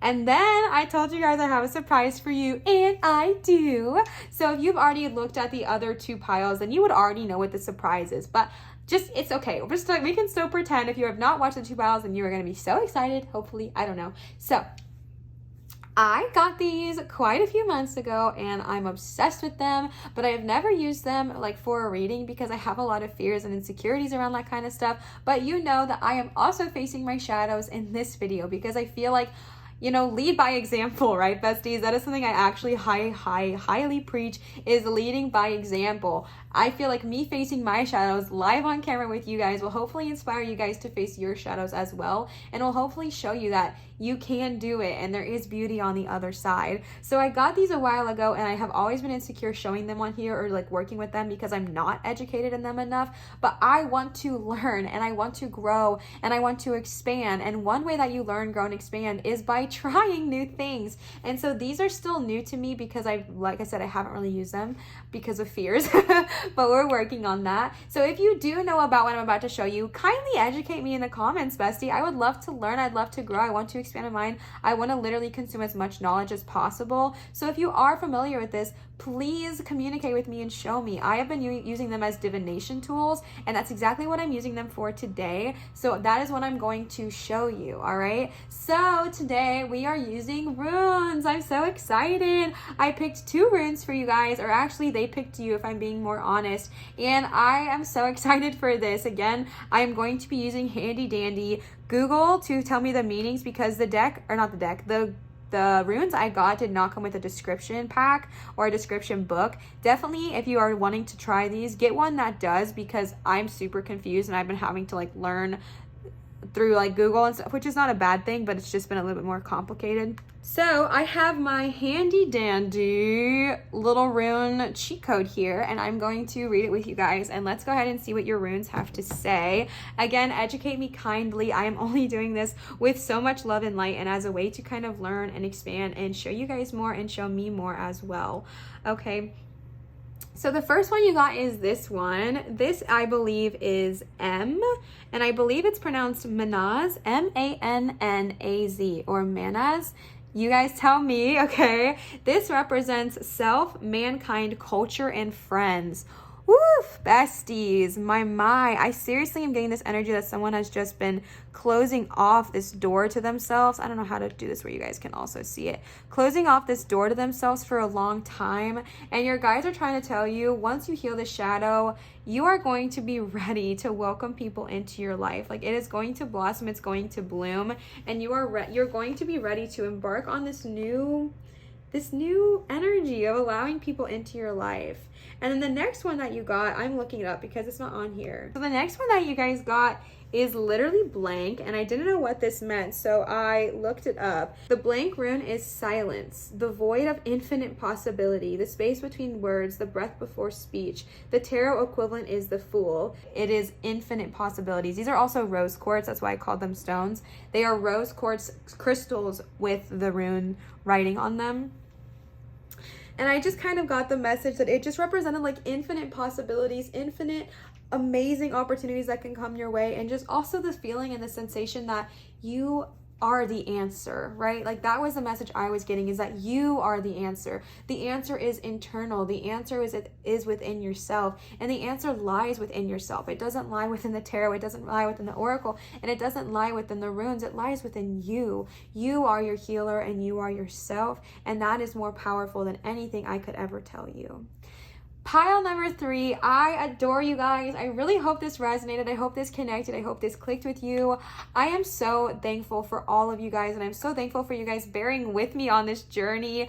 I feel like I was kind of all over the place today, dealing with my own shadows in the meantime, but I hope that this gave you inspiration and encouraged you to also face some of your shadows today, and also just to understand that you have the power to do so. You are able to do so. You are capable of doing so. You are so much more powerful than you realize, bestie. You are a powerful, powerful energy, and I know that things hurt us and they knock us down, and I'm not trying to discredit that. Remember, it's okay to feel your feelings. Your feelings are valid for as long, your feelings are always valid, and you can feel them for as long as you need to, but whenever you are ready, face those shadows, because they are going to be so beneficial for you to face them. I love you guys so much. I really hope this resonated. I'm sorry. If this did resonate, please feel free to leave a comment down below in the description. I love interacting with you guys. You know it is my bread and freaking butter. You guys are so much fun. You guys are such a positive vibe, such a positive energy, and I just adore you. I am so thankful. This is just casting such a shadow right now.